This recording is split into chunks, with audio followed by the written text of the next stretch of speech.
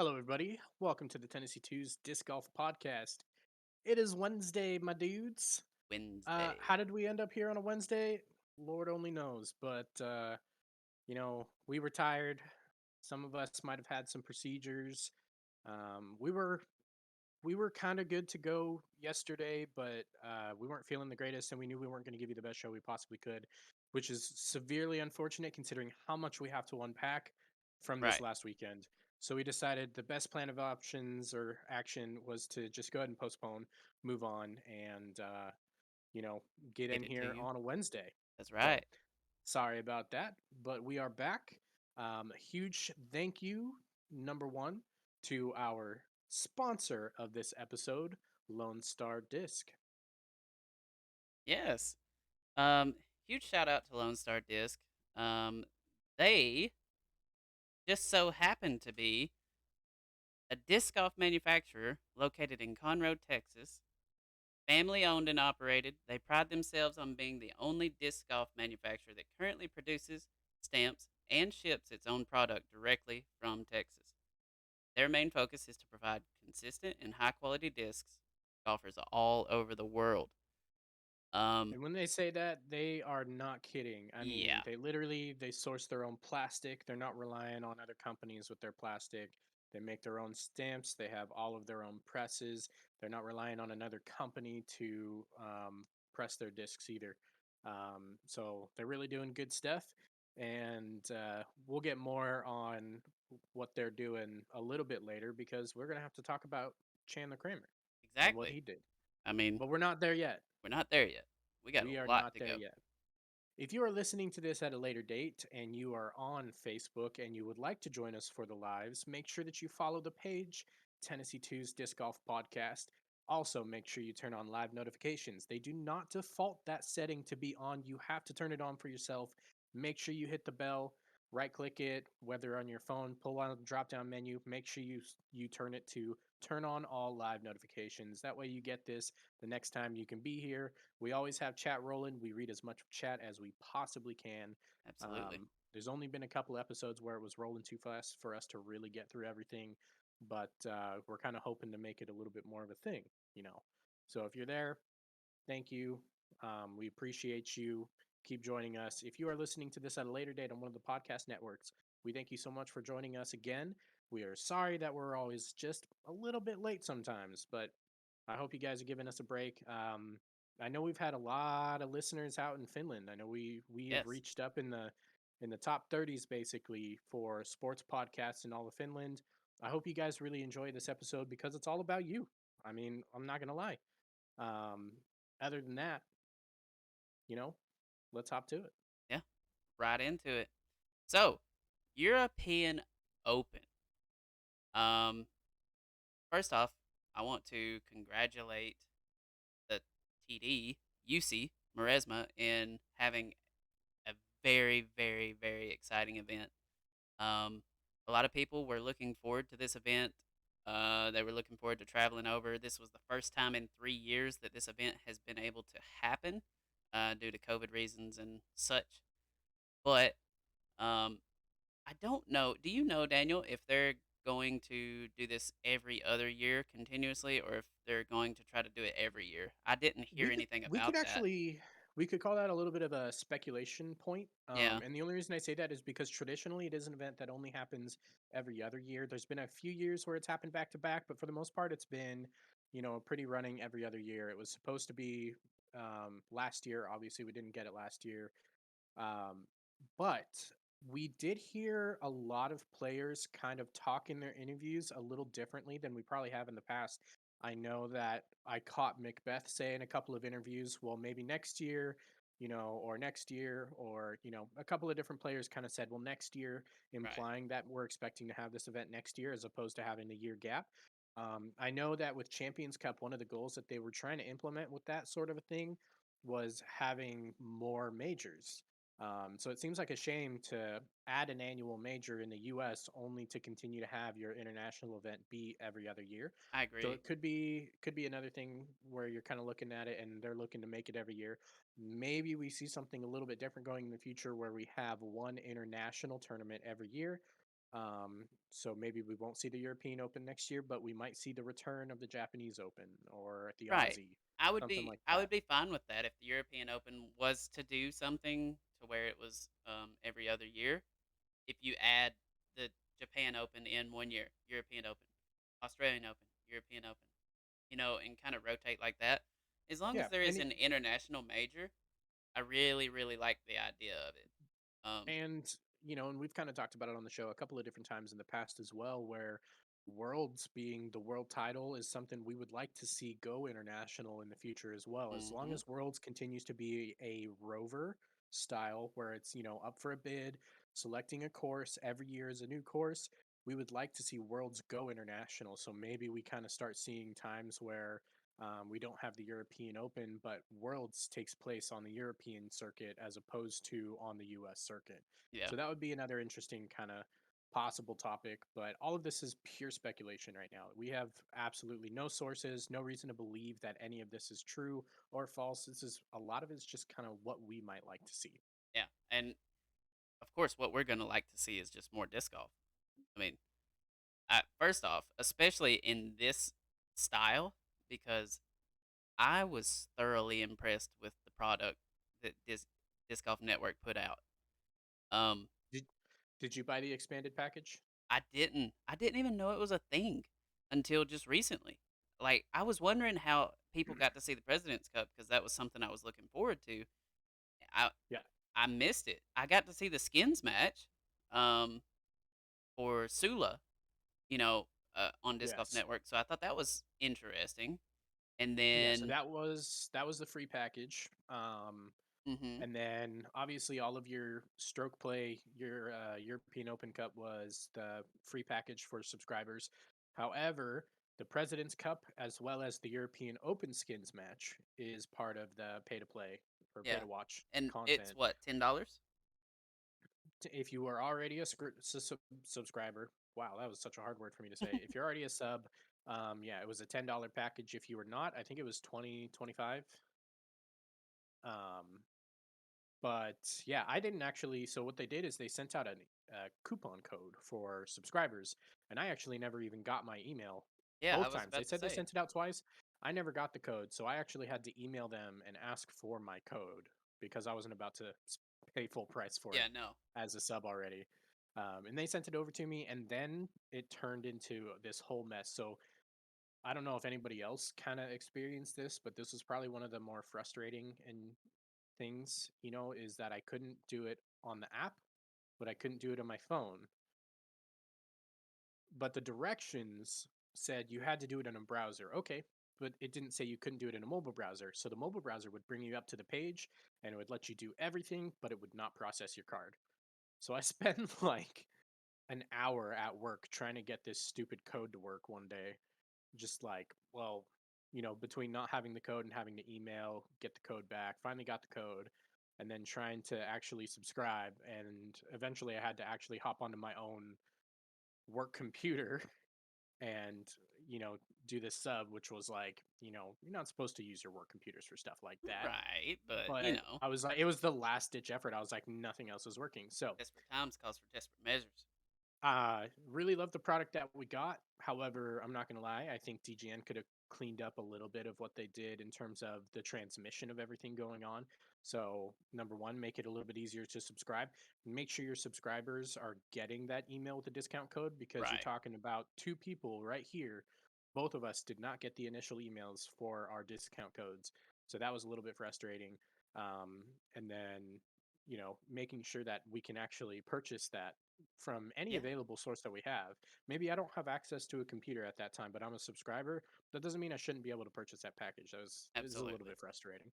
So, you know, something, to clean up in the future, but you know, it wasn't bad. It was just kind of, little frustrating kind of Right, things. right. Um, as far as the actual coverage, though, of course, I'm not talking about President's Cup here. I'm talking about the European Open.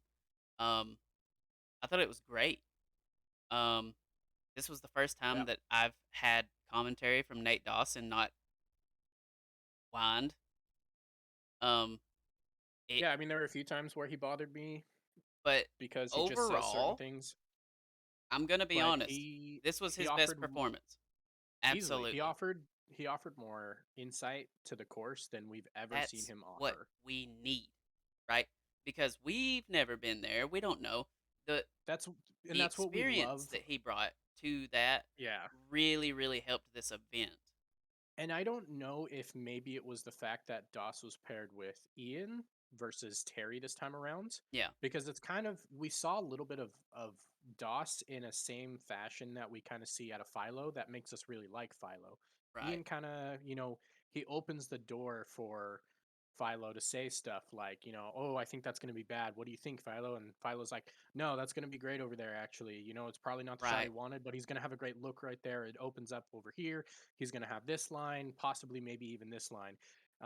Whereas I don't know if it's just the way that Terry presents himself that maybe kind of cuts Doss off from having that ability, or maybe it's just the way that Ian kind of incorporates his color commentator in a different manner that made me appreciate Doss's insight to the course a lot better than usual. Yeah, and just having Brian there as like that third wheel kind of really helped because he kind of knew his job. He understood the assignment, right? Yeah. When He was the colors color commentator. exactly, but he did such a good job because Yeah. he's like, now for this counterclockwise or left-handed, you know what I mean? Like for a forehand or a left-handed throw, especially with Chandler Kramer, he was kind of helping because he's a left-handed player and he was kind of able to tell what line Kramer was going for. Right. And then when we got to see Kramer hit it and it turned out great, we were like, Brian's right. He knows the course as well. So Yep. And, being the fact that he throws from the other side as well kind of gives that extra insight into yeah, what Kramer is probably going to be looking to do, especially for those of you who didn't notice. A lot of European courses are not like this. European courses, comparatively to the US courses, are very, very balanced in design. The European Open is not. The mm-mm, European Open is very right hand backhand friendly, and it is noticeable all over the course. I mean, Eagle made it very obvious with his performance and the way that he attacked the course to show that, yeah, there's a lot of places where forehands might be the go-to for people with forehands, but it is 100% attackable. Whereas on the other side, there are a lot of holes that are truly not attackable from a right. left hand or a forehand dominant side. There are times where you are either going to be flirting with OB and it's luck that you get out of it, or so on and so forth. He and Brian had that insight into the difference of how this course will play to a lefty versus a righty, and that was really cool. Yeah, I enjoyed it. So you want to go ahead and get down into some tournament, tournament breakdown. Yeah, let's go ahead and start with the President's Cup since it'll be the easiest one to Yeah, cover it'll and be quick. you know pretty quick. For those of you who didn't see, the President's Cup was a landslide. No surprise, honestly, no surprise whatsoever, considering the teams you had matched up against each other. Every year we kind of look at it and we say the same thing. Well, Team Europe is getting closer, but every year the US just kind of walks up and says, they're not as close as you think, bud. They're just not. You know? And I so for me personally, I had this like dark horse hope that Team Europe would finally pull off this victory because I didn't want to see them get slaughtered again. And you know what? The continuation of the President's Cup starts becoming questionable if the other side never wins. You know Yes. what I mean? Yeah. If we look at this, let's say, Team USA wins this event 5 more years in a row, eventually tournament directors are going to start looking at it and say, well, what's the point of this? Or how do we change this to make it more competitive because it's not working the way it is right now? Right. And I don't want that to happen because I think it's a beautiful event. I love the way that it's designed. I love the way that it's laid out. I love the US versus, pretty much the rest of the world, even though they call it Team Europe. Um, and I love that. But we have to close the gap. And we're kind of getting there. You got a lot of really young talent that are still trying to find their own. Niklas Antila, Lottie Lettinen, you know, Evelina Salonen is still growing up, very much so. Simon is, you're talking about, he's supposed to be out there being the leader at this point. Yeah. um, and, let's put it this way: Albert Tom had to go up against Ricky Wysocki for match play. You had Right. Nicolas Santilla who had to go up against Eagle for match play, Which he and did he did a well. great job. Yeah. He did a great job just to square that match off, especially when you consider what we saw for the rest of the weekend. Yeah.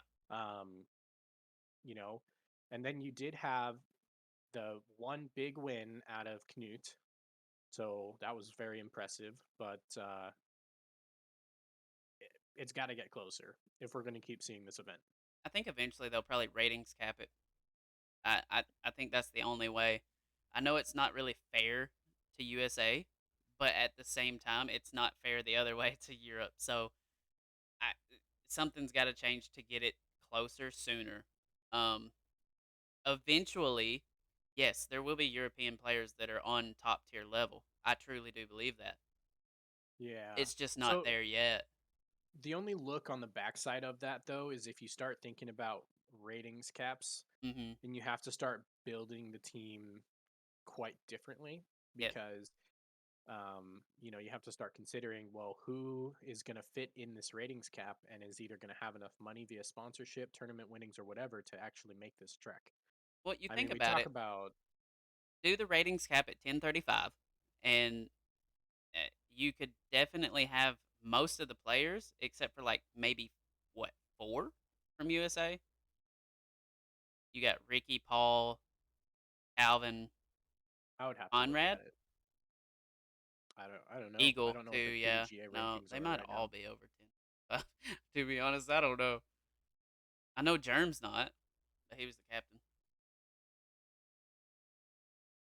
Yeah, Yeah, I I don't just know. don't.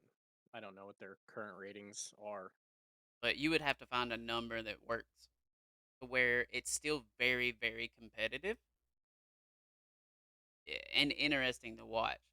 Of course, everybody's going to get behind their country. I mean, that's just the way it goes. No matter Right. what happens. But at the same time, the way that it is now, Europeans may just work even harder. You Right. know, so maybe we leave it alone and see how it goes. That's definitely something that the PDGA is going to have to think of, though. Yeah, but I mean, also, I mean, it's not the President's Cup isn't a sanctioned event, so PDGA doesn't No, really yeah, but have the right to say anything technically. yeah, I guess you're right. But you still have to consider, you know, I feel like it at should what be a point. bigger deal than what it actually is, though. Like, it, to be honest, at least, I mean, it should be bigger than match play, in my opinion. Yeah, but the thing about match play, when you think about match play, is that it is its own event that is an invitational weekend based on tour standing. So that's pro tour event, not even it's again it's not PDGA ran, it's run by the pro tour. Yeah, But if we were to say it this way, I would have very much so preferred to see a whole weekend of President's Cup over Sula. Now, I don't want to say I want to get rid of Sula, but I would have liked to see maybe Sula be a week earlier, and then you have a weekend of President's Cup, and then you have the European Open. yeah, it was Um, strange having it on a Wednesday. yeah, a little bit, and I don't know. I don't know what to say about that one, to be honest, Yeah, because you would think being on a Wednesday would actually have deterred a lot of these players from wanting to play, right. to But be ready for a major, something that actually really truly matters, to the everybody that highlights was of their in contention careers. at that major was there, Yeah. Yep. Every single one of them. So, and who knows? It could have helped them. It put them in stressful situations. Um, yeah, well, and it gives Maybe a little them, bit of tournament pressure. yeah, because it gives them a chance to compete the course, even though it was a limited amount of the course. They compete the course in, you know, competition, not just practice round. Like they're actually going up there. They have to execute these shots. It's not, I missed my shot. Let me grab something out of my bag and throw another one. Right. You know what I mean? Yeah, that's true. But So, overall, I wish I would have been able to see it. So I missed out. yeah. Yeah, I just, want to see more of the President's Cup. I love the type of event it is, and I think we could make it bigger than it is. I think it deserves to have a whole weekend dedicated to it somehow. Right. I'm with that. All right. Well, moving on, Moving on. moving on into the FPO. The FPO, FPO. the female FPO. professional open. Division. I I don't really know what we're going for here, guys. I don't either. promise you, these shows are 100% unscripted. Yes. Like we we just ramble, and you guys let us do it. So Yes. thanks for that. um. All right, I'm gonna go through the leaderboard real quick, and then we'll kind of continue Oh. on. Um. So can I do a quick ramble? No. Ugh, dang it. I'm gonna do it anyways. So, uh, short side note to the rambling and the listening and allowing us to do that. I put a poll out on Spotify. Um, and remind me, chat, everybody, remind me to never do that again because it was really messing with the Spotify interface, like badly. It was like What making it to what where happened? if they would click on the episode, it would crash Spotify. Are And you yes, serious? somebody messaged me about it. I went to Hmm. it. I tried it. Guess what? Crashed Spotify. I'm like, are you Oh my serious? gosh. So huge apologies to that. Um, I will not be running any more polls. I just wanted to see if y'all like the logo, but Yeah, it's fine. we'll run polls other places from now on. Yeah. No Apparently more Spotify Spotify ain't it. polls. So I do apologize for that, but all So right, now with back to that the being in FPO with that being in mind, if you guys, want to ever check out polls that we run, I mean, I run polls all the time on on Twitter. Twitter. Yes, You never know what kind of polls I mean, I come up with random polls. Some days you might just catch a what's your favorite food to eat on a Wednesday night, you know? Uh, exactly. and and we actually have a poll that I did this last week that I'm sure you guys could all easily guess what it's about. We're not going to talk about it yet. I'm going to even pretend like I didn't even say anything, but you should definitely stick It's around good because I for me didn't to talk actually about pay that poll. attention. I Hello, promise you, Ruthie Toothy. you can guess what that poll is about. You do not. Yeah. All right. We all know. All right, FPO, Thank you for the rambling session. back on track. All right, we're gonna get through a whole lot of stuff. We're gonna go through the leaderboard. I'm gonna skip talking about the winner to begin with. We'll finish on the winner, so don't worry, we didn't forget about her. I promise. Never. Taking out the dub, Paige Pierce. Number two, Evelina Solodin. Number three, Hannah Blomroos. Number four, Katrina Allen. Taken out fifth was Cat Merch. Taken out sixth, a bit of a surprise here comparatively to a lot of the rest, in my opinion, Kona Panis. Yeah. And then from 7, 8, and 9, you had Heidi Lane, Katie Tati, Anakin Steen, and then Jenny Engstrom rounding out your top 10 there. So great performances by all of those. Let's start with Kona Panis because I can tell you what, not the performance that I would have expected from her given how her season's going, but it was pretty impressive. You I know, was so happy to see this. As most of us do, we all follow all the pros. Um, absolutely. and we seen that Kona and Colton had some issues with their travels. Um, so Always. not getting that extra day to practice hurt, I'm sure, but they were very positive. They had a positive outlook on it. They made the best of it with what they could. Um, do you know? I'm not aware of this. Do you know if Colton caddied for Kona, or do you? I I don't know if Colton played. I'm going to be honest. I'm not gonna lie. So I watched a sizable amount of FPO coverage. Hmm. Please keep in mind when FPO coverage was coming on, it It was 2 in was the morning. 2 a.m. for Yes, me. it was difficult. Um, very sleepy. I mean, a couple of times I just stayed up and powered through to get in, and then I would watch like 8 or 9 holes, just kind of get a feel for the direction the round was going, and then I would go to sleep. For days 3 and day 4, I kind of did it backwards, where I went to bed for a little while, and then I actually woke up and then watched the second half. For the most part, Right. I was watching the lead card from like hole 5 or 6 to the end. I had barely enough attention span given how tired I was from this weekend just to watch the shots, let alone to figure out what the heck was going on in the background. And also, my wife was sleeping, so my commentary was very quiet, so I didn't catch 90% of what they were saying. I was Right. just watching to watch.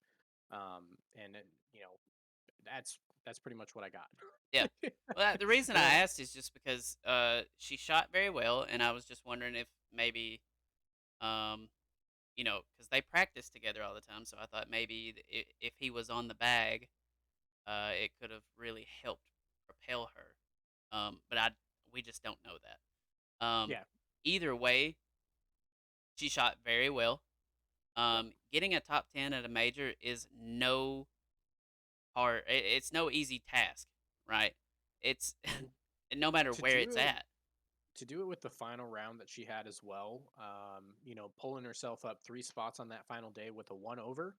Yeah, For those of you who don't know, the FPO actually played the the same true course. yes, They the did same not play an course. FPO layout. They did not play a shortened layout. They played the full European Open, the Beast course. So What do you plus think about one, that? really, we will get more to that. Okay, But okay. I just want it out there at Yeah, least for we now, so that because I do want you to guys have discuss that. listens. Okay. We want you to have the reference of how impressive that one over really was. Yeah.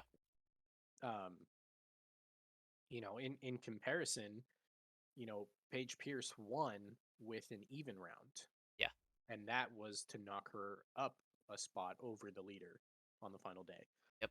Um, so really tough track that they were out there running. Very impressive. I'm hoping that can be a little bit of a kickstart for Kona. I do too. I think it can be. Um, I think it's taken her a little bit of time to kind of not learn the discs, but to learn a putt that she can feel comfortable with. Yeah, and as the weather has kind of changed and we've moved from winter into summer, and for those of you who don't know, I mean the difference between the way a disc flies at 50 degrees versus 100 degrees is incredibly different. Yeah. And she's had a hard enough time switching over her bags into a completely new bag this year, and then having to basically relearn all your discs a second and third time, fourth time, fifth time. You know, you have to remember that every time that a new player with a new bag is going to one of these events for the first time on the new bag, they're relearning their discs all over again because elevation changes, weather changes, humidity changes, everything changes. And discs, we talk about the difference between the way like a baseball flies at Coors Field versus in Dodger Stadium or something like that. Discs get affected 100 times more over than a baseball flies in different stadiums. And it can be really difficult your first year on the bag having to relearn your discs every time you go to a new location. Yep. So I know that she's been struggling with that. It seems like she's trying to find a little more comfortability in her throwing, but yes, her putting is coming along as well, which is a big thing, especially since we know she changed her putting form this year. Yeah. And she's starting to find a little bit of confidence, which is good. uh, Yes, that's great. I'm expecting her to be a little more competitive going forward. What do you think? We'll see. I'm just gonna leave it open. I'm not gonna have any expectations for her. We'll see how she does, and That's all right. I'll hopefully it bring in the continues. expectations. Usually you're the one with bold statements, and I'm the one who's like, yeah, we'll see. But we'll flip it around this time, Yeah. where I expect her to really start putting together some rounds Right. this second half of the season, and we'll let you be the I don't promise anything kind of guy. I'm with you. Cat Merch, not the Um, final round that she was hoping for. no. Cat Merch was in both of our uh second places from last year or last week. Our Yep. predictions. Um, I kind of expected a little bit more. Um, I don't know. It was she did she played well. She had to have. I mean, I seen her rounds. They were not Yeah, bad. no. I But don't know. I just didn't get to see it I unravel. think she lacked the ability, um, and what would be the word? She lacked the veteranship to attack a course like this. Yeah. Um, she couldn't find a balance between when she should attack and when she should back off a few times, Right. is what I feel like I was seeing, and that's kind of the difference between when you saw Paige coming out and winning this. And again, I don't want this to be taken lightly. When you talk about a course that you are playing the MPO layout as an FPO player, you do not throw as far. You do not throw. Um, you definitely can't throw forehands as far. You are not throwing backhands as far. You are probably throwing lighter discs, which means you're being affected by the wind a little bit more heavily for a lot of these players. And I just don't know if she has worked enough on playing elite level MPO courses to just have a good idea of how she wanted to attack this course 4 days in a row. She looked like she had a really good idea of what she was doing on day one, and then day two, it kind of just it wasn't quite there. Day three, I'm not going to talk. You know, day three was not bad. Day four, though, she definitely had breaks in concentration as well. Um, Right. and she definitely had other things going on in her life, which we will get to later. Yep. But But I mean, she did shoot the same. She shot a 70 both round 2 and round 4. yes, So it's not crazy. One huge thing I want to point out about Cat Merch is her OB rate. So she played very safe. Um, she was first in that category for the yeah. tournament. But, 0.111. but that's where it's like, understanding how to be a veteran on the course and let the drive kind of push you forward a little bit. Right. Take some of those chances that you really need to, especially on the holes that give you the opportunity. Does Um, did it kind of seem as though uh she was a lot less aggressive probably? Um, uh, Either she was really throwing the disc well and not putting great, or she just wasn't as aggressive to get to those OBs. well, so on day four, I can tell you she was not putting great.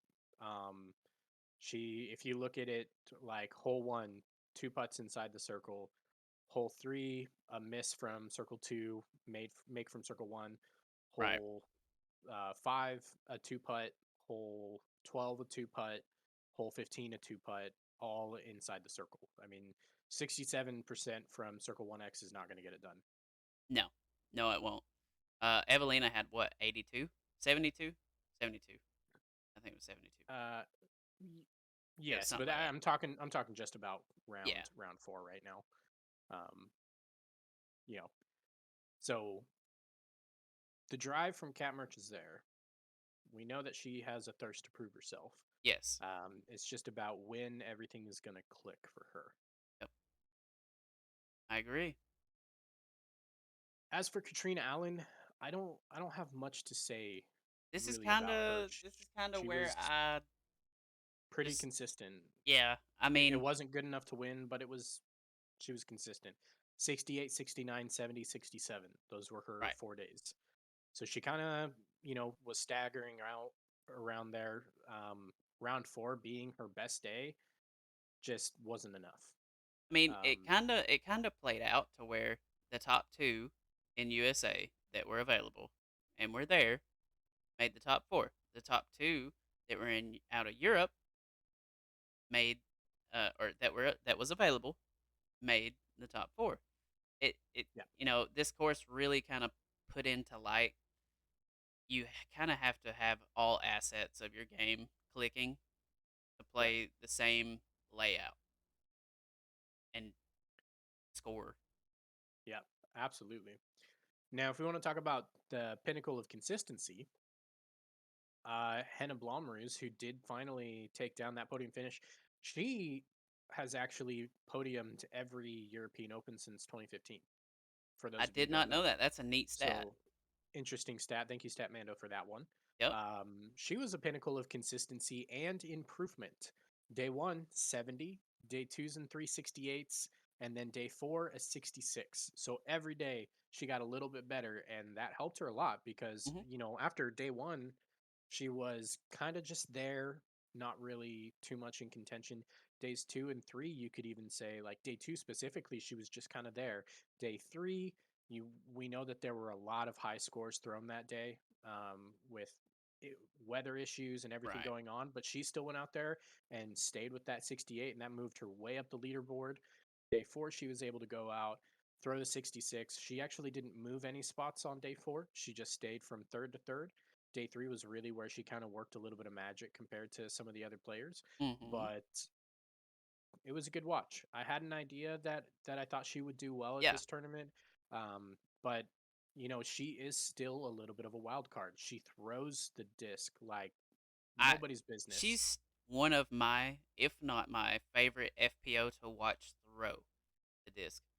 Um, Getting to see her live at Music City Open throw the disc was really like it. It scarred me. You know what I mean? Like I could just see it, and I was like, how is she not winning everything? Um, it's just so smooth. It's very, very, very clean, very smooth. I Right. love watching it. Well, in this case, it wasn't enough, but it definitely was enough for a podium finish. Again, very consistent. Very proud of the way that she went out there and threw. She did a great job, honestly, representing her country at that event. And I'm sure everybody out there is proud. Right. You know, I can't even imagine honestly how cool it was for them to, as sad as it was to see Evelina lose, you know, towards the very end there, to be able to watch, you know, two Finnish players go out there and be taken down by the best FPO player in the world. Yeah. And that's what it took to beat them, was the best FPO player in the world. Yeah. You're right. Uh, Evelina went out there 69 on the first day, 59 on the second day, which we will get back to in a second. 71 on day three, really kind of slipped up in the bad weather. We know she struggles with confidence in her putts, and having that extra weather have to rough you around out there definitely did not help her confidence. Came back a little bit stronger the next day with a 68, but it was not enough to fend off Paige Pierce. Nope. Now, back on that 59, I have the official ratings here. Mhm. Um, that round rated 1028, which was by far the highest rated round of the entire tournament on the FPO side. And I want to remind you guys, she threw a 1028 rated round on an MPO layout. Yes. I don't know what else to say. I truly feel like it should have been rated higher. Well, that goes back to, whether FPO should have a different rating scale and weight than Yeah. MPO does. Yeah. But who We've talked cares? You're about that. talking But yeah. you're talking about some she went out there and threw a round that was 30 points higher than anything I've ever thrown and 100 points higher than anything I've ever thrown in a tournament. Yeah. And I'm not that big of a slouch when it comes to putting or throwing. I'm not the greatest, but Yeah. she went to an elite level MPO layout and shot a 1030 round. Yeah. I mean, what can you say other than just impressive?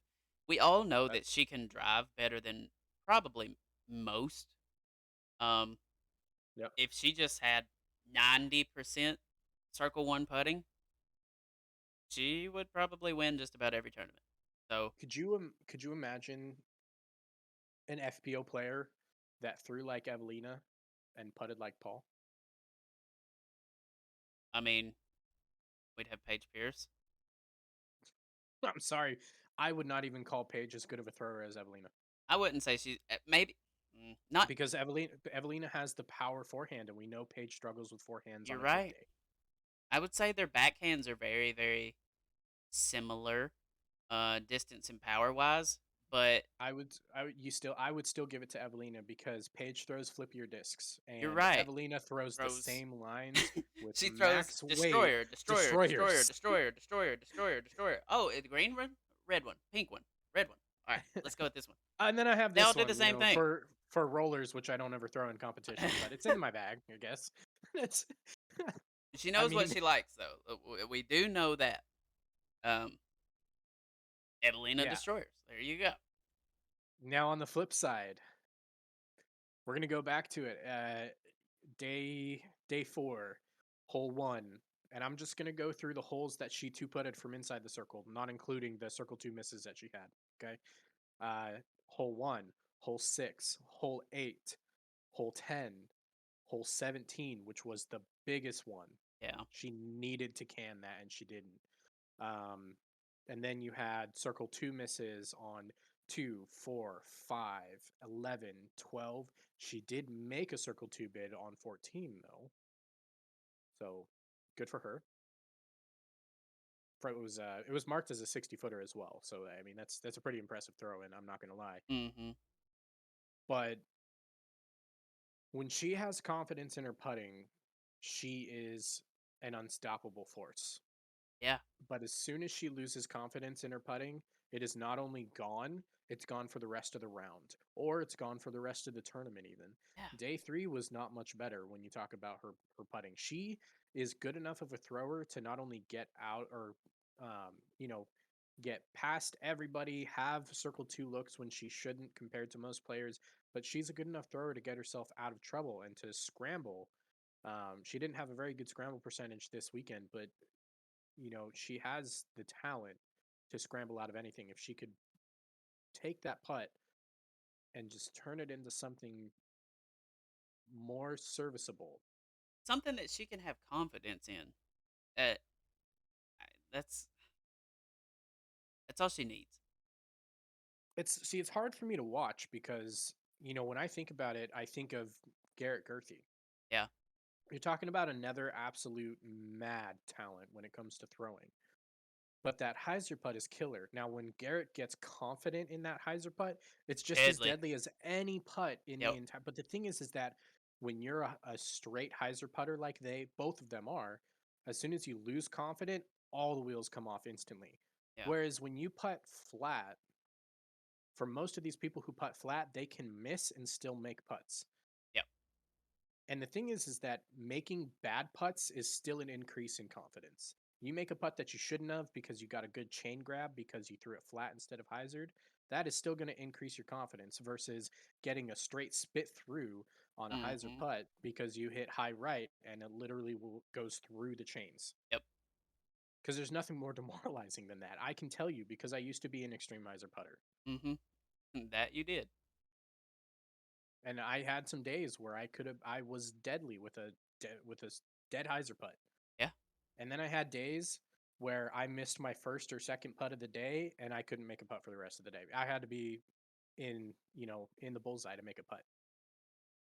But now, as a flat putter, I have days where my putt's off and I will still make most putts from 25 feet in. Right. Yeah. You know what I mean? It it Um, does I make a just difference. I don't know what it's going to take for her to consider, changing that part of her game, or if she needs to consider taking a little bit more of the Garrett Gurthie approach that we kind of heard out of him this last year, which was, the thing that I changed this year is I putt 200 times a day. And that's what he said. I can't remember. I want to say it was on Jomez, one of the practice rounds that he joined in on. And they were like, well, your putt's been so diddly this year. What have you done? He's like, I putted more. Yeah. And that's pretty much it. To get an inconsistent style of putt to be more comfortable and for you to trust it, it means more repetitions. You have to create the trust for yourself if you can't manufacture it out of changing the putt style. Yeah. And that is the one difference that we heard. Like when we started talking to Solomon again after she came back stateside, after she took a break and everything that happens, she had some really good putting rounds out there. And Terry did like an interview with her and asked, "Well, your putt looked really confident today. What did you change? Have you been practicing your putting?" "Oh, no, not really. I kind of just been throwing and playing rounds." Um, and that's the difference. Yeah. You're not wrong. So she needs to reach that point where she takes putting seriously. Agree. Now on to the greatest player in FPO history, officially. Officially now, with 17 Officially. majors. For those of you who don't know, Paige Pierce won the European Open 2020 U, pushed her up to 17 majors, the most in FPO history ever. Topping Valerie Jenkins. Wild. It is wild. Absolutely wild. Um, but was it really ever in doubt? I mean, it wasn't for That me. was it in doubt that it would happen, or was it in doubt that it would happen this tournament? Oh no, It- that it would happen. Not that no, it we all was know it's going to this happen. tournament. Let's Like be honest. We know that Paul Macbeth is going to reach that number 2 for the MPO side. I have zero doubts that it's going to happen. I have doubts, but Mm-mm. I do. Because you're talking about that. Let's put it this way: how many back surgeries, knee surgeries, and hip surgeries have Tiger Woods had? Now, he was considered on pace when he was healthy and young, and the numbers of majors that he was putting up, and he still had 10 more majors to win to even be considered competitive in the most majors in golf history. How many did he run into accidentally, even if we want to call it? Let's talk about Masters back in, what was it, 2019 or 2020 or whatever it was. He ran into that victory. He earned it, yes, 100%. There is no way that Paul Macbeth doesn't at least accidentally run into 3 more majors the rest of his career. Because if there's anything we know about Paul, he takes majors so seriously that even if he stops touring, he's going to be at majors until Oh his yeah, body cannot. I And agree. just he's Um, such a but generational so talent you're that it talking means about he's going to run into it so you're eventually. talking about 3 more majors. Um, Worlds, yeah, he's never gonna, he's not touching the world's number no, ever. it, That's it not possible. no, I don't think But so either. But Paul I'm only talking. needs What number are you talking about that he's going to get to with 3? major titles. So yeah, but what's that number? I want to say it's 19. 19? He's at 16 right now. Okay. So It's technically, there's a like a Climo has got discrepancy. way more than that, than Uh-uh. 19. Uh-uh. He's That got is the 12 number set. worlds. Yes, but there weren't as many majors in his circuit. Hmm. Yeah, we would I will have to. pull it. You want me to pull it up? Yes, I actually do. I just want to know. He's got to. Climo has to be the number 1 though, right? Yes. Okay. So Paul is chasing Climo. Yeah, I do believe so. Ken Climo has won 18 total. Paul Macbeth at 16. So 19 So is going to take 3 it. will overthrow. 3 3 more. will overthrow. There's no way Paul Macbeth doesn't win 3 more majors the rest of his career. This should be a running bet. Are you honestly going to tell me you're willing? Because if you are actually going to challenge me on the fact that he wins 3 more majors the rest of his career, I'm willing to put $1,000 on Are this. we considering like MP40 and all that too? No, Okay. no, it only counts as In his in Ken Climo's MPO. 18 is 18 PDGA major tournaments in MPO is what he won. That is the number. Paul has 16 in the MPO division. It would be hard because he You, does have like at least 6 or 7 more true prime years, I feel like. So it's just it depends on the field. The field is getting so much younger and harder. I would not it bet is. $1,000 on it, but I would like to have a running bet. We'll think of it. We'll think of something. We'll think of something. Um I mean, we've had a lot of bets on this show, a lot of bets, even as stuff as silly as like a slap on the wrist type of bets. And there's never been one that I'm so sure that you would lose as I am this one. those are usually the ones that you do Nah, I mean, it would take, mark my words, it would take a career-ending injury lose. in the next 2 years. And when I say 2 years, I mean the rest of this year and next year to stop him. I mean, who knows? I think He I could get think 2 I more think this he year. has I think he has all 3 of them by the end of 2024 guaranteed. Now, that's one that I would put. Tw- I would bet that one. 2023 2023 is still possible. I don't 2024, know I it's would bet that one. probable. $1,000? Almost. Let me think about it. Continue. Let me think about it. I mean, yeah, 2024. That's a L- l- let's assume let's in and if I'm calculating that number, I want to say I am assuming that's a year like this year where you have Champions Cup, European Open, at least Worlds, 3 majors. and USDG. I would say at least 4 is what I'm calculating. If it was 3, let's say for some unforeseeable reason we only had 3 next year and the Well, year that's what after, I'm okay, yes, saying. I could see that running over. But if we have 4 majors next year and we have 4 majors in 2024, Mhm. I foresee him winning at least 3 of those, yes, We including shall the rest of the see. last 2 this year. He's just it's so hard to bet against him. It truly And I'm is. because I'm going to be completely honest. I don't have to wait until Worlds to tell you that I'm picking Paul. If he is at the event, he is winning. I don't care how injured. He could be hobbling around in a boot with a broken other leg. Yeah. He is winning Worlds this year. I don't. I'll put him winning USDGC, but I'm not picking him for Worlds. Um, Nah, he's on that 3 year cycle with USDGC. yeah, we'll see. We'll see. That's it. He It's made like it he was made like a the Sanford. post about USDGC. Okay, It was so like the. he just I'm just said screw Worlds. I'm just saying. He did. He placed I, 51st at this event. All right, at Worlds at DDO. He is not winning this. I I I will put anything you want on that. no, it's because I still disagree. Because you were talking Paul Macbeth in the peak of the injury that he had was at DDO, and it was That was the obvious. You start could of see it. he was not no, he was injured before that because he talked about they went from Champions Cup into DDO, and he talked about the injury before Champions Cup. After But the thing shooting is, a 16 down at Champions Cup. champion, yeah, you're talking about a course that you throw 3 rollers in the woods to gain eagles for versus going to the longest course they play all season. Mm-hmm. When you have injuries, they add up on courses that long. We both of us predicted that he would not do well at that event because there's no way he could have kept it together for 4 straight rounds with that injury if it's as bad as we thought it was, which it was. And surprisingly, he did not drop out of that event. I still don't Eagle get it did. because I He should have. Um, don't. I do remember us talking about that is why he didn't. Um, He, that still yeah, blows he my should mind. have. But But imagine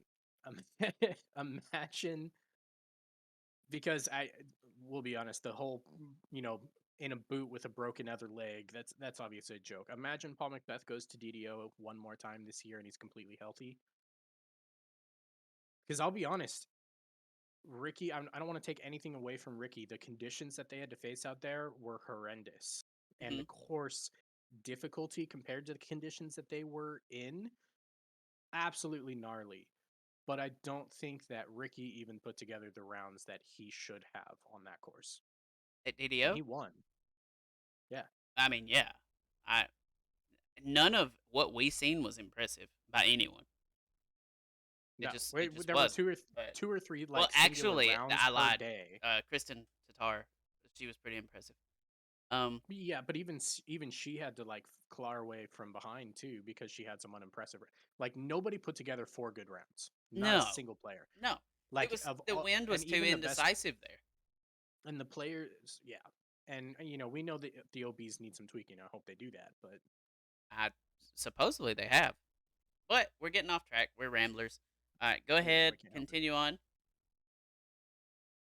The best of all time. Yeah, how did we just leave Paige in the dust and go talk about Paul's majors? We're very sorry for that. Um, Because no, it was because I guaranteed that Paul would be the leading majors, winner by the end of his career. And McGenius over here was like, no, I there's no mean, way he catches Climo, bro. Like, yeah, he's never catching the world title number, but you forget because of the amount of times that he won worlds that they weren't running 3 or 4 major titles every single year back in his days, yeah, like they are now. You know but what I mean? we've done covered it. We're not going back through it. So that's how we got off Yes, because freaking I back could to slap Paige. you right now for that comment. I just Turn the page. I'm so like my gears are so grinded the wrong way. I just want to keep them that way. I'll just keep putting little hidden Macbeth innuendos in your head along this podcast. Don't worry. Well, that's all right. I mean, it's only going to make you feel worse when you're wrong about all of them. No, it would only hurt my pocket. It wouldn't hurt my soul. You'd have to agree to a dollar amount on these bets first. Well, we can't do it over the pod. This is anything over $100 has to be a handshake. No, no, no. Because the thing is that when you make a gentleman's agreement, I would much rather have the video evidence than a handshake. Let's be honest. I could clip this and ship it back when you don't pay up. I can't clip a handshake. It's true. I mean, you can. Edward Scissorhands. Oh my gosh. But seriously, I can't get over that. I mean, the best FPO player of all time. And I didn't even think she was going to win this event. Like I picked her to win because it was logical, not Yeah. because I really felt like she was going to win. But I mean, to be honest, in our generation, Paige Pierce was without a doubt the best FPO of all time. In our eyes. You know what I Yeah, and mean? it's not even at this point we can make we can officially make the Yeah, argument that it's now no longer it's generational, it is beyond the generation. She's the exactly. greatest of all time. That's the thing. Is a lot of the older disc golfers would have said, Elaine King, Juliana Korver, Des Redding, just different FPO greats, legends of the game. Okay, Yeah. um, but our generation, we see Paige just winning continuously and continuously and continuously, especially 2018 till now has been just dumb with how much she's won. But um, now it's just kind of cemented her legacy, right? And I Yeah. truly don't see anybody catching that within the next 15 years, probably. Um, and I feel like that's pretty safe. But we'll see because I just feel like she's going to continue to add as well. Um One of the things that we've heard Paige really talk about in a couple of different interviews more recently, and I think she might have even, talked about this particularly in a really recent interview, is the killer instinct. Yeah, And here's the thing.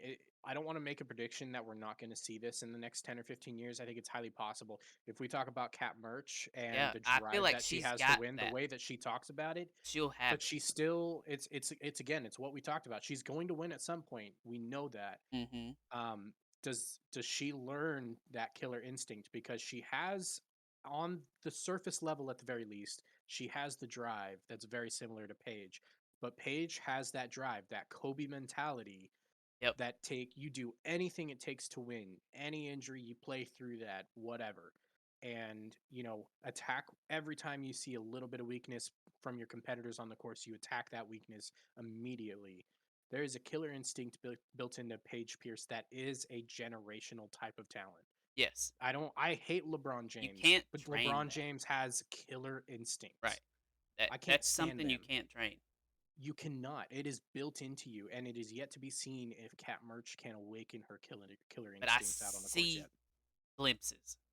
It I feel like within the next 2 years we'll know. Yes, 100%. Because that's the thing is you have great disc golfers. You have, you know, Simon Lizotte, and as of today, I'm going to say this, and you guys can tell me to eat my words. I'm not going to say that this will be true forever, but Eagle McMahon, and then you might have your Greg Barsby's, your James Conrads, your Calvin Heimbergs. None of them have what Paul Macbeth has. Ken Climo had that. Ken Climo had a killer instinct Yeah. naturally built into him, and he knew how to attack every weakness, whether it was vocal or mental, whatever he did out there, he had a killer instinct. And it is yet to be seen who's the next FPO player to take over that mantle. And that doesn't mean that we're even necessarily going to see it right now. Yeah. It could be Cat Merch. It might be somebody whose name we've never heard of and we won't hear for another 5 years. Yeah. It's going to happen soon because they tend to kind of come right as somebody's right on as their way out is somebody's when on you their way start out. seeing the next.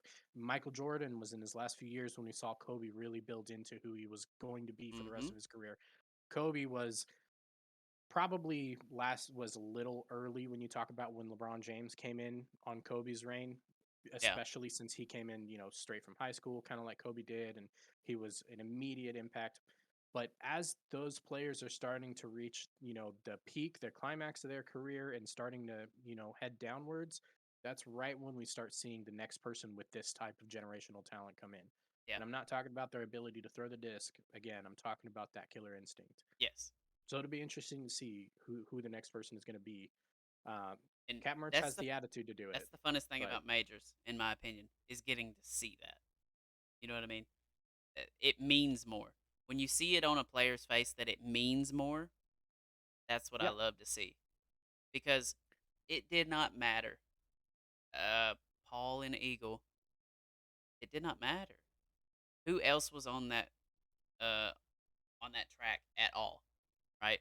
It was nobody 1v1 and they both like mano y mano. it was awesome. We'll get into that, but yeah. Yeah. So big congrats, Paige Pierce becoming, if you count majors as the most important title, as most of us do because of the meaning that they have Yep. to the players and to the sport.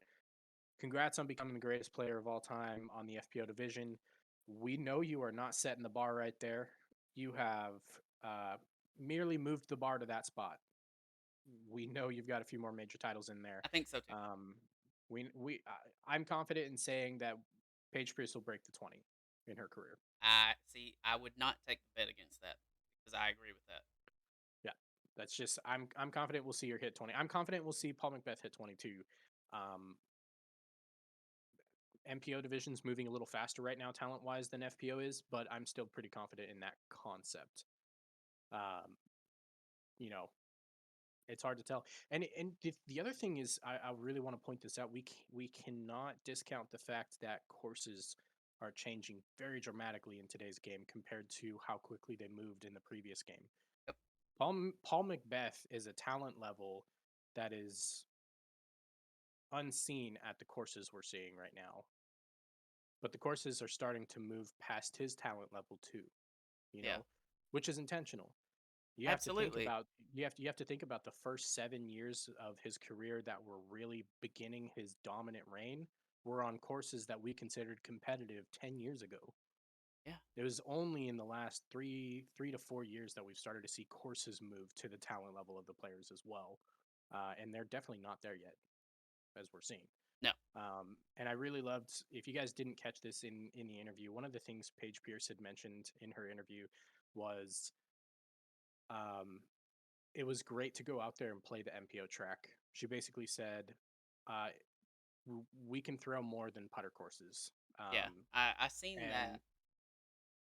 I thought that was such a cool testament to where FPO is going. Now, I don't want FPO to grow too fast. I don't So, want to see so a consistent FPO over pars, finishes where the winners, she won at 12 over.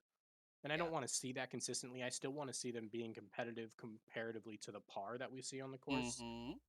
But I do think she's making a great point that FPO is starting to move along where, some of these FPO courses or like USWDGC, for example, in the last 2 years in a row that I personally have watched, because I didn't pay as much attention to it before as I wish I would have. The last 2 years in a row, I can honestly say they were dud courses difficulty level compared to what they're playing on the tour daily right now. Yes. And I don't want to see majors moving in that direction for them. The majors need to start catching up because USWDGC needed to be more difficult because of the skill level of FPO. Yeah. It was too easy. Um, and that was the reason you've seen so much parity at the top as well. Uh, Yeah. which is fun to see for disc golf fans, right? Um, they get to see different players, different shots, different highlights. That's awesome.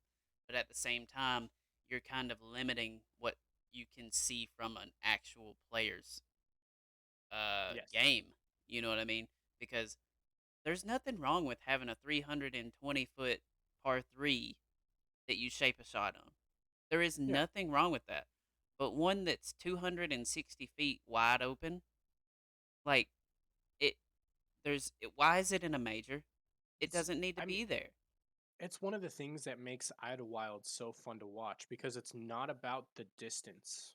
It's It's about the about the line. lines. It's about the Exactly. you have to control the power on those lines too. You can't just get up there and throw on as hard as you want. And if you throw a putter as hard as you want and you can still get there, great. That's awesome. Yeah. But But you if you gotta be can't control the finesse to do angle, it. if you can't control the angle and you can't pick the right disc for the job, you are going to screw yourself into the ground so quickly at Idlewild, it's unbelievable. And you can't tell me that that's not the reason that people like seeing wooded courses. But People but they like have to to see be shots shaped. yes, 100%. And there has been 100%. now this course or these courses this year, these golf courses has done so much better with having people shape shots. And Yeah. that's a huge improvement, and it's just showing that the sport is listening. The Pro Tour is listening, and the sport is growing. So, you know, 5 years from now, there may be a different way to play a course that we don't even know of yet. It's very possible. So, um, I don't have any idea what that be would be, but it's possible. I don't know. You know, I I'm not going to say that I would love to continually watch FPO play on the beast yeah, level difficulty, but it definitely cannot be USWDGC 2022 difficulty no. either, Well, so you tell know. me this, right? They play the same layouts, right? They just adjust the par, just adjust it. Yeah, but I mean, you'd have to cover the stigma of not having like par sixes and stuff like that. Y- It's just par Just six isn't really part of the game. I'm okay with having adjusted tee pads to be completely honest. Now, one of the things that I if am, if but we talk about things that I would want to see before I started seeing adjusted pars, is I would like to see variable pin locations, and that goes for all levels of the game. You see, know, all right. Here's my take on this, and uh, this right here, I want you to clip and put on Twitter. Right? This is a clip. This is not a hot take. All right. you If heard it here first. It's not a hot take. Yeah, this is not a hot take. So why would we decide to move the pin location or the tee pad if the shot shape changes, right?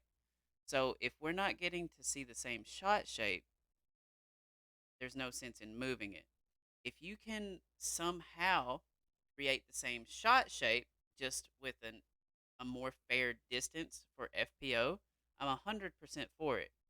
The problem is now, like with the courses that we are on, a lot of what we've seen this year is they're shortening it, but they're they're kind of losing those positional shots, those shot shaping shots that are off of the tee originally. Um, so with me personally, I'm kind of on your boat on moving the pin location better than the tee pad. I think everyone should tee off from the same tee pad. That's my personal opinion. Just because generally when you're having to shape a shot, it's usually within the first 75 feet of the hole, right? Um, most of the time, I'll give it 80%. Um, so if you want to bring that pin location closer, fine. But the tee pads, I'm really against the shorter tee pads. Like I, I feel like you're losing the essence of the hole that it was created for, and it just shows that the course designer did not have it in mind. I think it depends. I've seen a lot of times where like T locations, Idlewild's actually a really good example because they do use variable T pads for FPO and MPO, and I think they do a great job of capturing the essence of the hole and the shot shape without diminishing too much more than the distance, or sometimes just adjusting the par, whatever it might be. Now, if you guys listen to the Idlewild episode, you'll know that I had some personal qualms with a couple of the holes out at Idlewild, but my qualms were the par for the hole, Right. not the hole itself. I think that the tee pad changes that they did use at Idlewild were tasteful, and that comes down to the course designer, But that was and the that comes only down one to. this year that we've said that about, where we was like, they did the right thing, but they had enough to work with. You know what But I you're mean? not. See, but what you're talking about is less about, you know, having, tee pads that just aren't as fun to watch, and you're getting into having course designers spend more time paying attention to how they lay out the FPO course.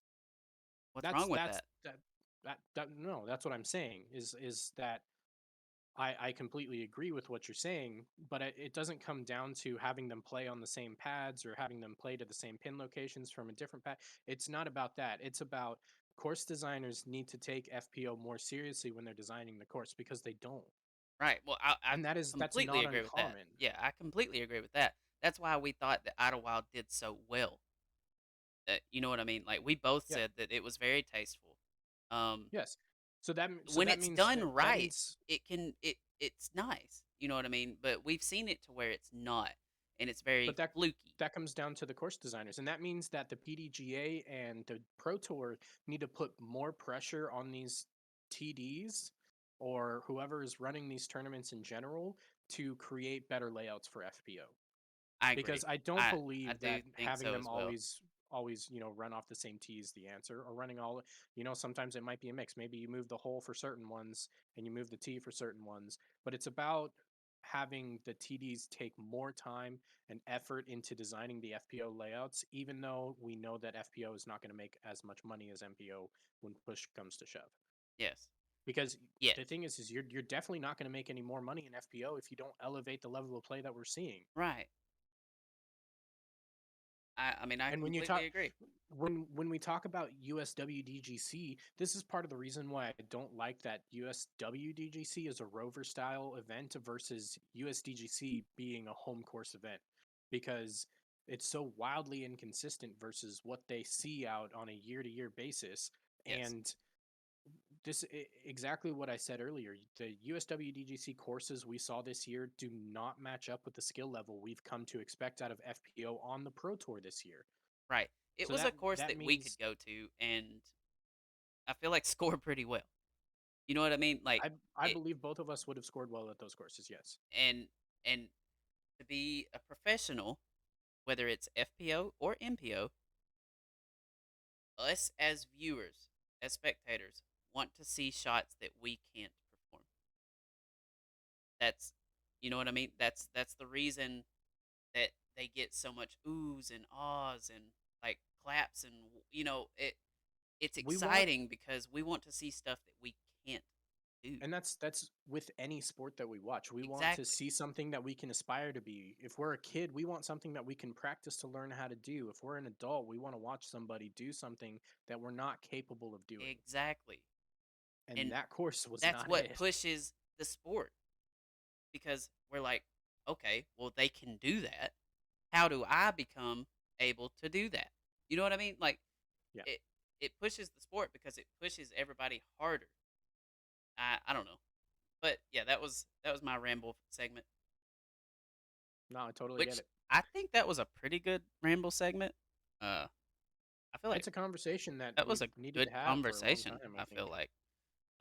That was one of the better conversations that we've had, and we actually ended up pretty much on the same terms, which is rare. Nah, we agree with each other a lot more than we let on, to be honest. It's Yeah. very rarely do we Yeah. actually get to the end of a conversation, Where we even don't if it's not on find the. reasoning, at least. Yeah. Yeah, if it's not on the podcast, most of the time we'll like you will say, like, because part of being a content creator is having the ability to create the content. And sometimes to create content, you create controversy. I'm Yes. always going to be the guy who plays devil's advocate. There are times where I'm going to say something that I believe in negative 10%. And I'm going to say it anyways because I like having the arguments. I like having the Yes. conversations, you Yeah. know. Whereas, like, I'm rare. I think in this podcast history, I've been devil's advocate one time, and I can pretty much remember it. Um, Yeah, I mean, right now you're the Paul Macbeth devil's advocate, and I just can't get on board with it, I mean, man. to be honest, it's not something that I just don't believe in. Um, I'm not sure of it. I'm just not I I'm I not am I confident can't. in it. As not as confident as you are. We'll put it that way. Um, but speaking of Paul, let's go ahead and get into the MPO. Let's do it to it. Taking down the dub, Mr. Eagle McMahon, back from Ah! injury. Taking second place, Paul Macbeth. Taking third place, Kevin Jones. A little bit of a KJ surprise appearance. I USA. was I was not ready for that. Number four, Nicolas Antilla taking down fifth. Chandler Kramer, a little Lone Star shout out Lone here. Star Love. Tied for sixth, you had three players, including Vino Makala, Jesse Nymanen. That one's a hard one. It's just not there for me, It's man. like sea anemone. Yeah, Simmons Anemone. Also, you had tied for eighth was Christian Quoksa Quoksa. Yeah, and that you got it. Calvin Heimberg and Michael Ham, and then Lori Lettinen all the way down in 11th. Ricky Wysocki down in 12th. Really had to make a big push that last day to get up there. Also, I'm not gonna lie. I just wanted to point out Conrad 20th. Yeah, Um, interesting. yeah, that one surprised me a little bit because I felt like he was um playing well. He just wasn't putting well this European trip. Well, and one of the things that I kind of saw from him a little bit as well was he was struggling to control his distances, which is a little bit harder when you talk about any of these types of courses that have more artificial OB. Yeah. Distance control is just as important as everything. He had a bad tendency to flip stuff over when he didn't want to, and he would ride right and it would go straight too long, find OB deep or whatever it was. And he did that out at Sula as well. He had a great round to start off, and then he struggled with distance control on a lot of the holes that he was playing well on the day before. And Um, the visual frustration is never good to see. You know what I mean? no, Especially from somebody that is, even keeled. yeah, exactly. So So for him to even place 20th, I feel like he probably fought some adversity. yeah. Well, let's start off by Let's talking kind about Chandler Kramer Yeah, I was about to say out of let's fifth. kind of go fifth and up. Um, So Chandler Kramer, we've already kind of talked about again on this course. We're talking a very backhand dominant. You don't have to agree with me when I say that, but if you really go back and watch the footage, this is a right hand backhand dominant course. It and favors it Brian said very this, dramatically. right? He said there are holes that favor the forehand, but you're talking about 3 out of 18 holes that it Yeah, doesn't even favor really yeah. because the backhand Annie is such a common shot now that it back, 10 5 to 8 years ago, yeah, maybe it was more forehand friendly, but now And of the holes that you talk about that truly favor a forehand traditionally, or what I would use is in the past, yeah.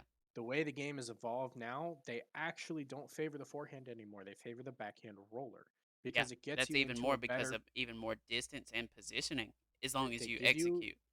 exactly. They get you into a better position than the yet the forehand gets you to where you want to be, but the backhand roller still gets you where you want to be plus some.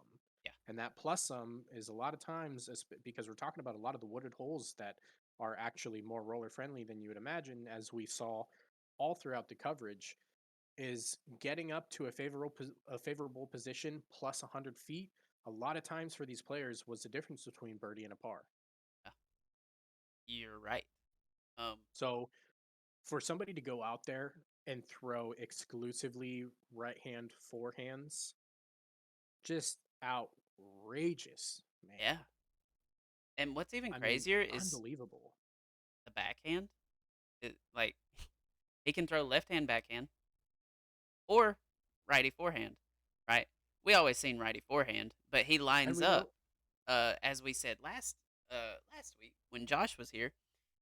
As he approaches his shot, he finds his line by throwing like left eight, practicing left hand backhand, right? right.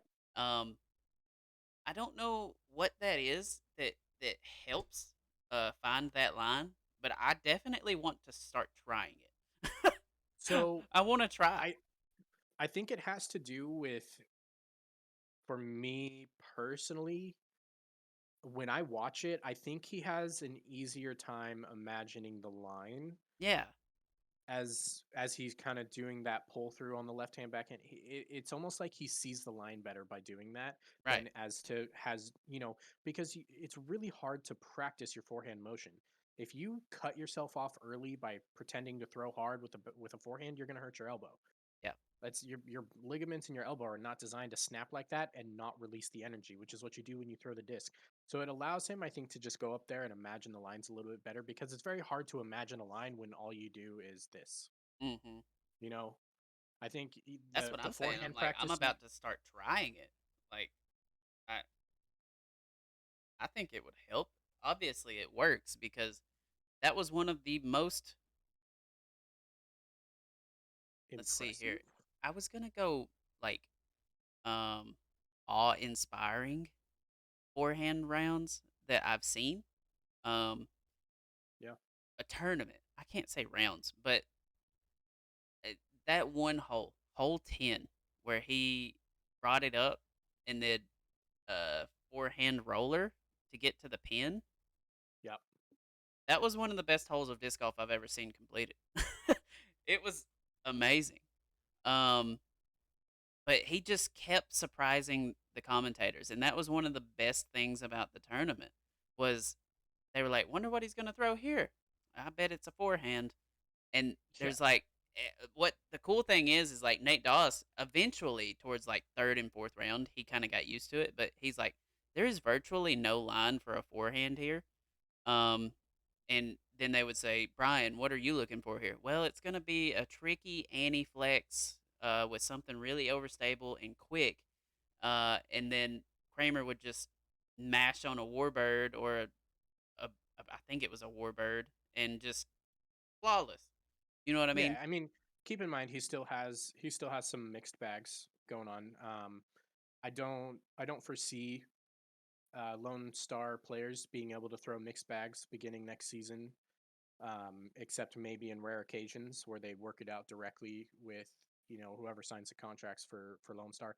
But keep in mind that they did have the freedom at the beginning of this year to throw a fully mixed bag.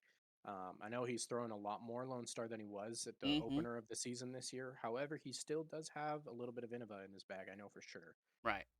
I So, do know that the big flex shots were mhm, warbirds. yes, Just because that's what he was talking about on his posts. Um, yes, that tie dye disc, no idea what that is. I'm pre- I'm Um, I'm I'm pretty sure that's the one that's like the four color stripe tie dye, yeah, right? I don't know what That's disc that is. I I think that's probably one of the last Innova discs he has in his Yeah, bag, if I remember his in the bag picture yeah. from a while ago. That's from what I remember watching him throw. It's probably really the last Innova bag he throws a lot, or Innova disc that he throws a lot. Yeah, Um, I but know. His tumbleweed, those um, tumbleweed rollers were just his tumbleweed rollers were pretty insane. And it kind of made me feel bad because last week I was asking Josh, I was like, I think I got a stable tumbleweed, and then I just see him out here rolling them left and right, and I'm just like, oh, okay. I mean, all right, I guess. Yep. My bad. But yeah, congrats to him. Honestly, fifth place, your first major. I mean, of all the players too to even make this trek, Yeah. come on, fifth place at this major, Uh, wait. So ridiculous. he got fifth place at Sula too, right? I don't remember the placing of Sulos off the top I of know my he head. was in top five. I'd have to pull it up. So you're telling me in his European trip, two top fives. Um, I think anybody would love to have that. Anybody traveling over there would be Yeah, very satisfied with that. Um, he tied for fifth out at Sula. yep. So yeah, huge shout out to Chandler. Um, Great job, first off. Um, and kind of like Eagle, way to prove a lot of people wrong. You don't need both sides. Um, Eagle went all backhand, Chandler went all forehand, and they attacked the course very, very well. Very, very well. And we'll kind of, so he finished with a 23 down overall, and we'll kind of touch back on him, Nicholas, and Kevin Jones a little bit later because there's a conversation about the course and the layout that I want to cover. And it will definitely include him. But uh, moving on to fourth was Nicholas Antilla. And I have to say, it feels very good to see him finish up there at this major. I mean, I know obviously it's a little bit closer to home for him. You're talking about, his homeland, Hmm. but I've talked about him on the podcast. I personally have brought him up, and I know you've kind of talked about him a little bit a few times as well. I've brought him up a few times, and between you know everything we talked about at the beginning of the season with Linus Carlson and Seppo and a lot of these players that we expected to come over to the U.S. and play very very well, and we just haven't heard or seen anything about them. And then you have Niklas Santilla and Lori Lettinen just lighting it up and showing everybody like, hey, they might have been the highest rated players, coming Yep, overseas this year, but we are a force to be reckoned with as well. And to see Nicholas finally kind of put that all together in a full tournament out there at the European Open was really fun to watch it because was. I've been waiting for him to kind of do something similar to this Me for a long too, time. because he has all of the shots, right? He's Every very single one. clean. Um, he's he's kind of one of those players that I would put in the methodical uh kind of realm Yeah. where he's very uh consistent with his like routine. Every time we seen him throw, it was the same thing. Yep. Not too long. Get up, get ready, find your line, hit the line. And it was clean very, very often. Um, Yes. he is very fun to watch. His putt is it reminds me of somebody, but I don't Adam know. Hammes. Okay, He's that like a makes more European Adam sense. Hammes. He has a little like hitch in the low Yes, part of his where putt that's it's very he similar to Adam stops Hammes. and then release. Yeah. Okay, that's who it is. You're right, Adam Hammis. But it's good. He's got it nailed down. Oh yeah, I He's love a it. great putter. He's a great putter from range too. As he, Yes, do you have his C2 stats? his C2 stats on day four were 43%. He knocked down 3 of 7. I mean, Three, that's pretty good. yeah, 3 of 7. That's pretty good. Um, oh yeah, well, and when you consider the danger that you have on That's a what I'm lot of saying. those Is greens like with unnatural OB, it's yeah, either one slope to OB or two OB inside circle. yep, So anytime you're running it from circle two, you have either huge amount of confidence, first off, or uh no concern of OB. yeah, absolutely. So yeah, huge shout out to Nicholas as well. Um he's he is a very professional uh looking pro as well. A lot of the Europeans are. They really are. Um, Um so one of the things you'll notice, we'll use Chandler Kramer as a really good example of this. Honestly, Chandler Kramer kind of goes out there and he looks like one of the newer age, mhm, younger male disc golfers the from the dry U.S. And it's fit. very very obvious. A dry fit shirt, basketball shorts. Yep. Um, Europeans don't necessarily treat disc golf quite the same way you might see golfers treat ball golf on Yeah. a professional level course, but they do treat it with a similar amount of respect. the collared Absolutely. shirts, and if they're going to wear shorts, they're still going to be professional looking shorts.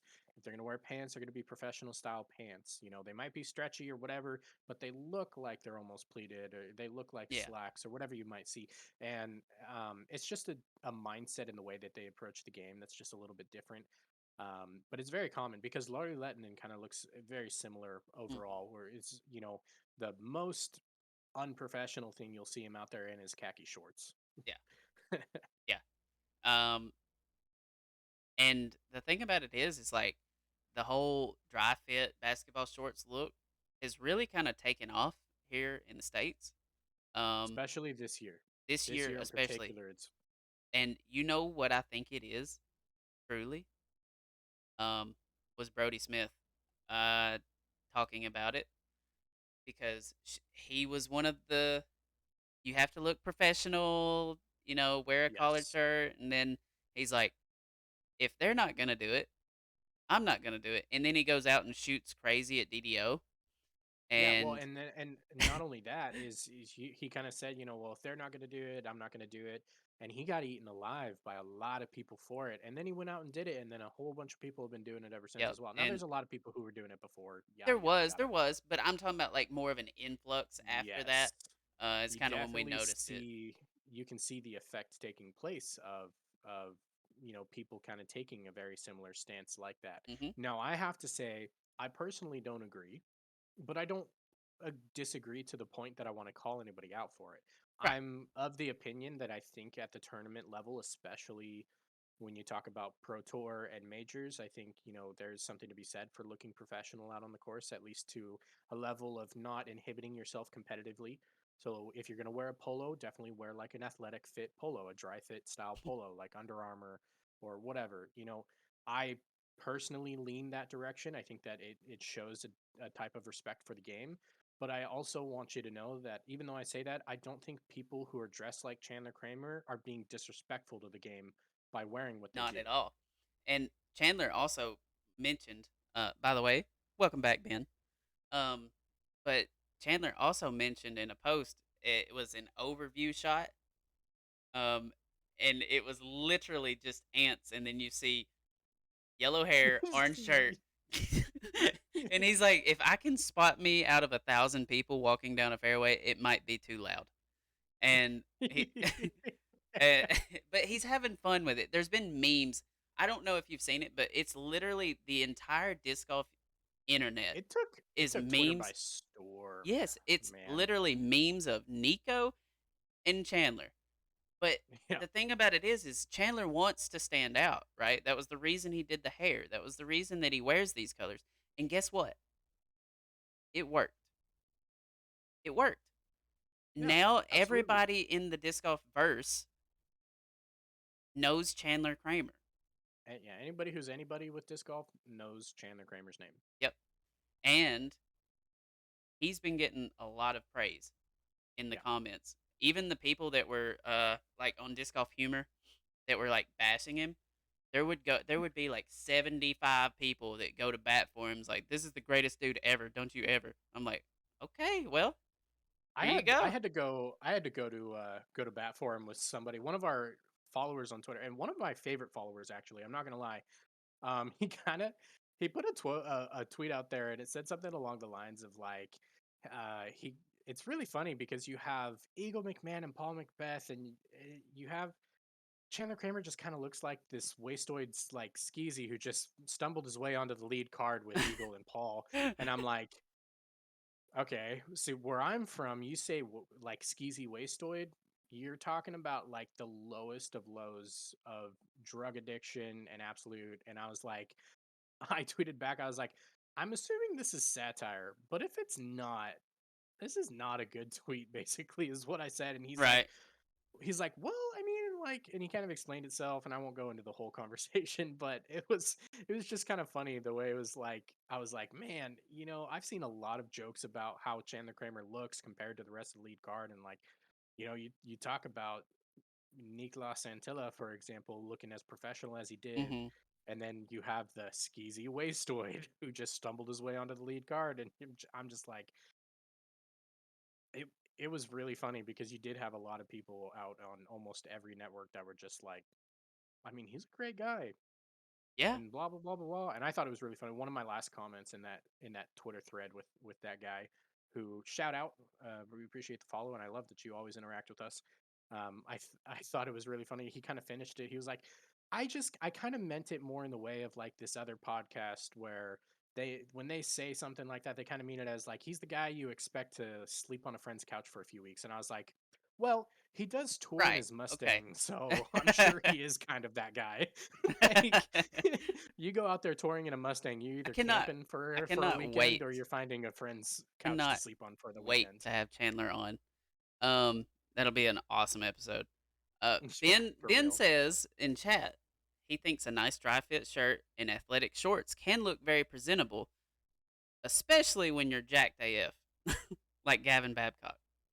I mean, Which to be fair, Ezra does it with a polo also. and it kind of So it's looks. kind of like the I backwards. don't understand how Ezra hasn't ripped through shirts. I don't know what material those shirts are Because made of. so that's when I said like the thing about like having the Under Armour dry fits or those styles of Those polos is they're things are. stretchy. I get it, but No, like he is they're stretched to the stretchy. max. Oh yeah, but he has biceps the size of my thigh. That's what I'm Okay. saying though. Like it's literally he goes to flex, right? If he flexed, which he does every time he throws, but ah, I just don't understand. Like it's got to be cutting off circulation. Bro, how did they make stretchy jeans look like real jeans? All right. I Those don't are know, but thoroughly whoever did impressively that is stretchy. a very smart human being, and I would like to thank them. And I He he Ben says he wears a schmedium. exactly a That's what it looks like. schmedium. But you can't make it any big. Like he just needs to start custom ordering like bigger sleeves on his shirts. I don't know. I mean, most of his body I think fits in he those does shirts it very on nicely. purpose Oh yeah, when you have muscles like that, of course you're because doing it on not only purpose. Come on. no, so not only are his sleeves like they're here, right? They're Higher than here. that. Higher Yeah, than that. like they're Higher like than that. they're like quarter they're like sleeves, they're right? like barely below your shoulder. Right, they're Like like quarter sleeves. this is the shoulder muscle, and then the rest of your arm's just your bicep. That's Yeah. him. So, So I don't and know you can see the defined line of where has to come up and over his bicep, and then goes back exactly. down over the rest of his arm. So he knows what he's doing. You know what I mean? Like he's out there. He's presenting. He's he's I, he's throwing muscles out. I don't know how and Ezra got into the top 5 of us talking, but hey, he's there. Schmedium. medium All right. So taking third place, Kevin KJ Jones. USA. Um, Honestly, showed out. He yeah. really did. And you know what's crazy is he. It almost felt like he was playing for first place in the second division.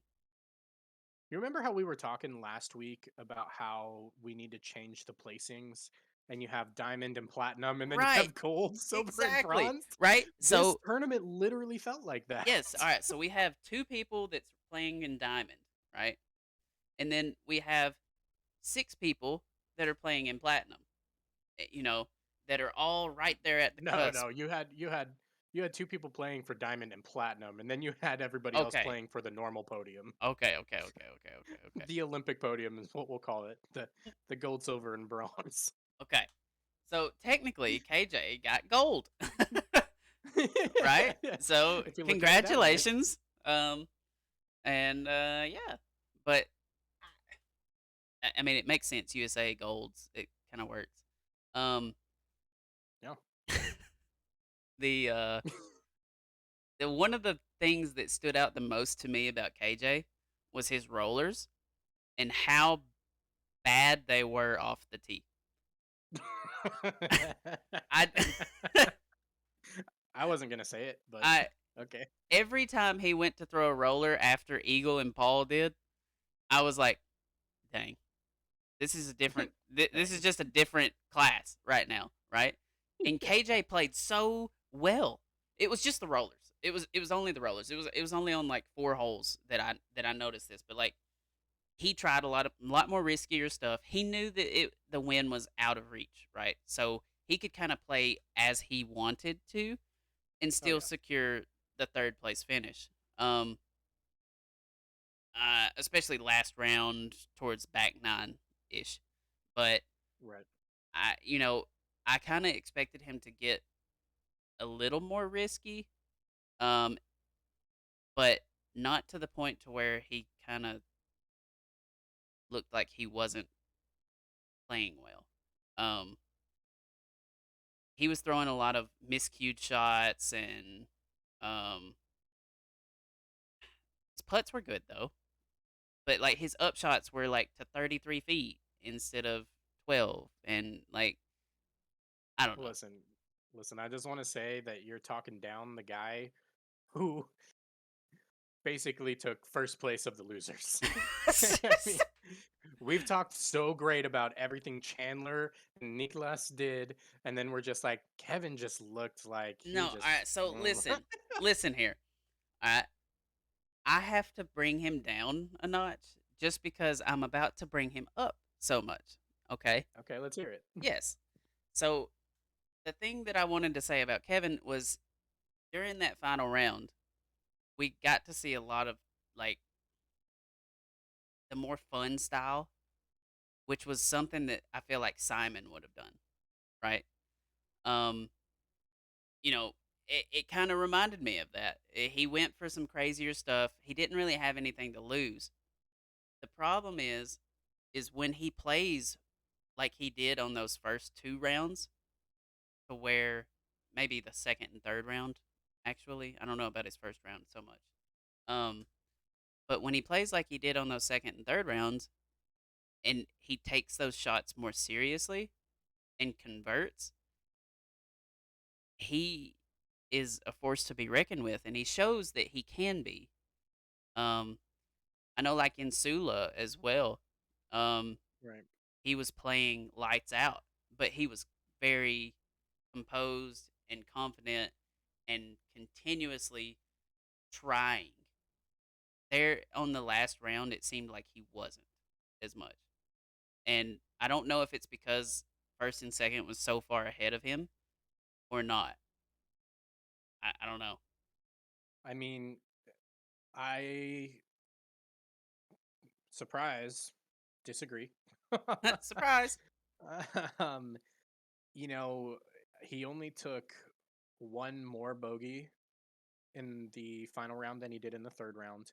Both rounds three and four, he took a 56 versus rounds one and two, which were a 57 and a 58 respectively. I mean, he was honestly a pinnacle of consistency when you really look at what he I was don't doing know out why there. it just seemed that way. I So here's why: because you are you're making a correlation and a connection to how he played, in connection to how Paul and Eagle played. and And you're Paul and Eagle probably right. played so far out of their minds. And this is a great time to actually bring this up, okay? For those of you who haven't looked at the leaderboard yet or haven't seen what happened, Kevin Jones took down third place with a 25 under par for the entire weekend. By comparison, Paul Macbeth took second place with 41. Eagle took down the entire tournament with a 42. I want this to be understood for everybody who's out there. Supposedly, what we saw in this course was a course that played 2.5 to 3.5 estimated strokes more difficult than 2019. Paul Yes. Macbeth won in 2019 with a 33 under. He shot 8 strokes better this tournament. So, and this is what so if we say, we'll say three strokes. So 33 down to 30, down to 27, down to 24, and with that fourth round brings him all the way down to 21 under par. If this course actually does score, supposedly, three strokes more difficult than the course we saw in 2019, that means Kevin Jones outplayed Paul Macbeth's 2019 performance. If that, you know, when we say that a course plays approximately a certain amount of strokes more difficult than a previous course, a previous layout, it's estimated. That's what players get out there and that's what they say. That's what the course designer said. Everybody had that same opinion though. This is going to score two or three strokes more difficult than Yeah. 2019's layout. So if you take that into consideration, Kevin Jones beats 2019 Paul Paul McBeth McBeth. on this layout. And I'll tell you right now, I feel like if Eagle and Paul are not on the lead card together on day one, we don't see these scores. No, I because if and I you think think about that, KJ's in much more contention. if this course truly does score that way, which outside of Eagle McMahon and Paul McBeth, the rest of the leaderboard supports that theory that the course played a couple strokes more difficult per round than previous time that we played. Okay. Hmm. The entire leaderboard outside of Paul and Eagle showed that, which, if you put that into perspective, means that Paul McBeth shot nearly 20 strokes better than 2019 and still lost. And just to compete, that's how heartbreaking that is for Paul. It has to be, right? I know it's motivating, right? We all know that it's motivating because people like that, when when stuff happens in their life that it kind of shows this uh flaw in dominance, Yep. they go crazy, right? They get super motivated, and Yep. you'll see it later. But I feel like he was super motivated going into this and still lost. Like, I don't know how much more he could have done. Well, Um, that's it exactly it. Like when you look at, and that's why I want you to like, not you, but just anybody who's listening. I want you to understand the course plays more difficult, and he exceeded last year or last event at European Open by 7 strokes and still lost. 8 strokes.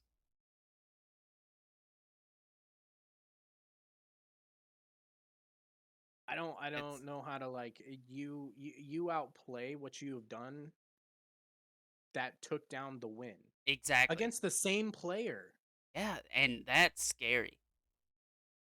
Um, but at the same time, it was a battle. After round one, they knew that one of those two competitors were gonna take it down. Like, that's what After Paul round one said. or round two? Round one. That's what Paul said, and that's what Eagle said. I think after round two Hindsight is when maybe, I believe that. but yeah. But that's Round what Paul round and one was Eagle just like said. a, Um, and they basically they played a chess match with each other for 4 straight days. what's some more aggressive chess? Not checkers. No, there's the chess match is an analogy for the fact that they basically competed directly with each other I mean, in I as get much it. mental and strategy games as anything else. That's the chess match doesn't allude to a more aggressive game. No, It's I'm talking they're about playing a strategy game against each the other. thing about it is like they're playing a Risk? different game. No, Okay, maybe now we're talking. no, no. I So still think chess is the better. so If you I if you don't think chess is the right analogy for this, then that means you haven't watched the Queen's Gambit. okay, I haven't, but I still don't.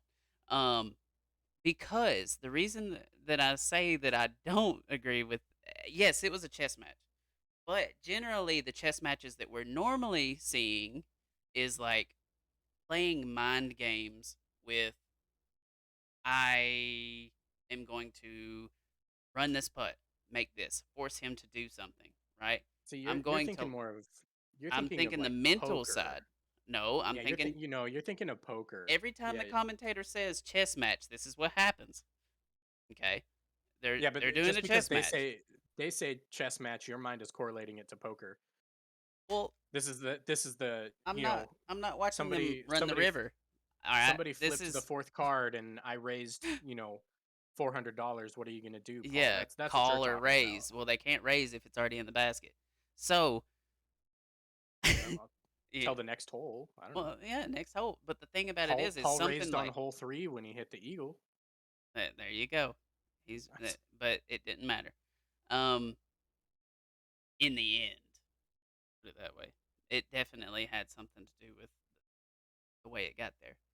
Um, the I have no idea what he's even saying anymore, guys. yeah. Um, basically, all I was trying to say was I want to find a different game that is more aggressive than chess, that is still mentally um Settlers of challenging. Catan, See, Dungeons and I Dragons. don't know. I don't know those games. But I feel like just because both of them were like full on go go go go go birdie birdie birdie birdie birdie birdie birdie birdie birdie, right? Whereas like a chess game, you kind of pick your shots. I feel like, and there was no slowdown to aggression in this, See, and maybe yeah, that but was part of the chess game. But yeah, you've just never watched high level chess matches. That's all. I have not. I don't even. I I'm a checkers guy. All right. I Look, I like just watching chess, but I am not good at it. So just king me. I'll run you out, and that's that. So, and Eagle just so happened to be the king. there's kings in chess too, right? Yeah, and queens, but the queen's the ones that's important. So we couldn't say that. Well, they were on the European side. Long live the queen. It's the wrong I don't country know though. how you spun that the way that you did to where I'm speechless. I really don't like What's it. your chess rating, bro? Oh my god, thanks. Oh god. I am a solid 700 rated chess player, Ben. You for you audio listeners, you are so lucky that I don't cut the last 17 minutes of this podcast out. It was just a bunch of nonsense. I do apologize. Um, I don't have a chess rating, but I would imagine it's somewhere in the realm of 10 to 20 points higher than Daniel's. Factually incorrect. You don't know that. Let's play chess. I've never played before. I would like to. Okay. I mean, I know Like some chess formations, so I I know a could. little bit. Like imagine like us playing some like shogi or something. Oh, I would be down to learn shogi just Me to be. too. No, I we should totally learn it and play it. All right. Side note. So, yeah, you're welcome, audio listeners, for that awesome Segue. intermission. Yeah, segue right into. Oh, and by the way, huge shout out, KJ. Thank you for putting on a performance. Um, I didn't mean to bash KJ as much as I did. It didn't mean to come out like that. It just started off with the rollers, and that's what was stuck in my head. Okay, Now, see, the thing is that you had a point to where you were going with and I KJ, lost but it. it was very long winded, and then by the time you got to the point where you were supposed to start flipping it around, you It, kind of went, yeah, I was supposed to say something here. yeah, exactly. Um, brain malfunction, chest rating dropping. Um, it's fine. So yes, apologize to Kevin, but congratulations on third place, getting that podium and that No. gold plate, that gold gold medal. Um, and you know what? I mean, I'm gonna be completely honest. We could talk more about Paul Macbeth and Eagle. Paul, listen, this is. I don't have much left to say. I think we've said enough about Paul today that I don't need to say too much more. I will say there were a few holes that were constantly confusing me all weekend long. Hole, let's say 17, for example. Okay, Um, I am very surprised that he didn't reconsider how to attack 17 after 3 days of failing. And I don't understand that. Don't worry, Ben, we're getting there, I promise.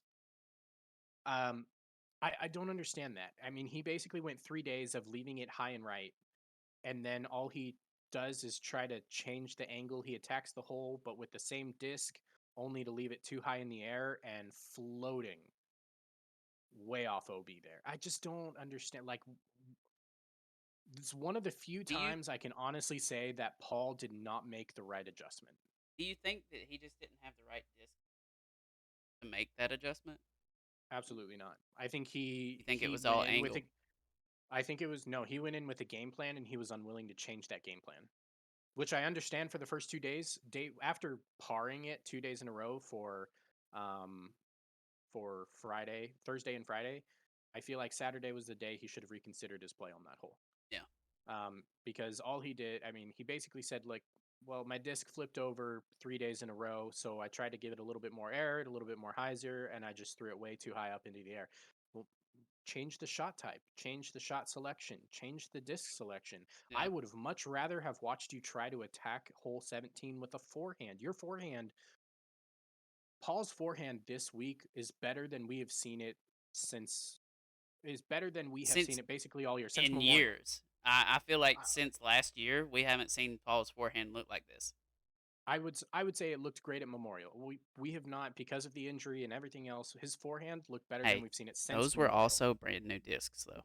So, brand new discs, as we all know, can sugarcoat things because they're more overstable. So, I would like to point that out. I mean, he admitted that, but his forehand looked Exactly. good at Memorial. That's the It thing. was. It was good. It It was was good. I'm not the best doubting that. forehand. Yeah, it was the best forehand that we've seen. We'll just say in a long time Yes. for Paul. And he has elite forehand distance. Why are you not attacking that with the forehand? At least give yourself a chance to park it, The or at only least give thing that I yourself can a think of, chance for a circle one putt. so hear me out on this, right? What if his forehand, like he And I used it mean hole on, 15, not 17. I'm sorry. 17 is the major downhill, yeah, I 17's the believe. one with where they land by the trees. Uh, Yeah, 15 s- is the one that's on the huge side slope, which is what I'm talking about. oh, okay, yeah, yeah, yeah, yeah. I know what you're talking about. Um, yeah. So I don't Because know. here's the thing is on Didn't he hole make that putt too? no. He didn't. Uh no. What hole am I thinking of then? Where he So had to make it? cuz hole 15 was the on day 4 hole 15 was the one with the big side slope and Eagle ended up hitting side rim It's the one where it's got and he ended the up bogeying it. cutout for the bench, right? Cut out for a bench. Oh, yeah, yeah, yeah, yeah. Yeah, With the yeah, on the that very one. bottom of the hill. Yes, So yes, that one. he didn't make that. Yeah, you're right. No, no, he Somebody didn't. else went OB as well. Was that Nicholas or Chandler? Uh, It was Chandler. I don't remember. All I don't remember either. all four of them, I think, all four of the lead card bogeyed hole 15 Yeah, that's kind of wild. on the final day. But that's a hole that in previous that hole has not changed. Yeah, I want to point this out. That hole has not changed, and that is a hole that we usually see Paul Macbeth park 3 out of 4 days. And he not only missed it all 4 days, he bogeyed it the final day, and it was I give him a lot of respect on hole 15 because he needed to park it, and he went with the more aggressive line, but he never considered a disc change. He never considered a different shot, and I think that was the wrong choice. and what is kind of wild to me is because during some of the I noticed that he made changes on the fly. Right, there was several times in that round where there would just be a gust of wind pick up, and he would go grab another disc. He had that in mind. I feel like on 15, maybe he just didn't have that second It was shot. it was the same, yeah. It was the same disc golf, and I want to point this out. In previous years, we've seen him throw forehand on that hole, and the distance is still the same. Wonder if I've it's seen him throw something to forehand on that do hole. with I his don't injury, know. I where don't he think so. just Not the way he was throwing forehands this weekend. His oh forehand was too good this weekend for me to think that he was limiting himself. I know that Paul Macbeth goes in with a written game plan yes that's different from what a lot of players would normally do. And I know he does adjust on the fly a lot, but he went in with a game plan on hole 15 that didn't work 3 out of 4 days, and his only adjustment was to throw it higher. yeah, that's probably one And that he'll and look back on. and that was after taking that slip way back. Yeah, And I know there was, the talk that he had hurt his thumb a little bit, and he said I wasn't able to put the pressure on the top of the disc the way that I wanted to. Why was that not another click to say, okay, maybe a disc change as well? right. If you're not controlling your height, why would you go for a play that you have messed up 3 days in a row and then say, okay, I just need to give it more height if you can't control your height? Yeah, good question. I don't know. That's a good topic. It's one of the few times that a decision Paul made that truly cost him Um, because you could say, well, he bogeyed 17 and that's what really cost him. Sure, that's true.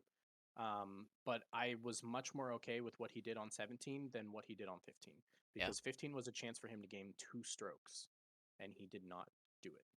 Yeah, And he should have. that could have been a tournament difference right there. That would have Um, been the win. could have been. And it would have. I truly think that even if Paul or Eagle lays up 15 more properly Yeah. and just takes his par and walks away instead of doing what he did and taking that bogey, I truly think that Paul birdieing 15 would have turned the tides because he would have had a turkey from 14 through 16. Going into 17, he could have done whatever he wanted. He could have laid up if he wanted to. Yeah. And, you know, Then it would have been a I chess just, match. yeah. Agree. I agree. I agree. I Outside of agree. that, let's uh let's go ahead and talk about Eagle and wrap up the European Open, All right. or at least the winners, because we do have another spicy Yeah. topic. So, I mean, there's not a lot to say other than it's absolutely astonishing that Eagle comes out this year after hurting his elbow and shoulder. It was just shoulder, right? Both. Okay, His it was shoulder is both. the prevailing injury right now. Yep. So after injuring himself during an off-season video, right? Um, coming into the season thinking that he's good. He plays Las Vegas Challenge. But also Um, accepting, I want to point out that he accepted he wasn't good. He had laid off with the forehands or at least drawn back on the yes, and he forehands. had kind of picked up the left-handed backhand. And just Um, remember, I want to remind everybody that we don't know everything about this injury. We know the shoulder is what's bothering him now. We know he had some elbow issues before. We don't know if yes, both of them happened at the same time, but I do want to point out when you hurt one part of your body and you continue to use it, you're going to strain other parts of your body. right, That's how injuries work. If you don't heal them properly, you cause more damage in more places. right. But And he comes in to Las Vegas, and I I don't know if it was just because he was the returning champion that he played so soon, or if he actually thought that he was good. But he didn't play bad there. He didn't play to the caliber that we knew Eagle could.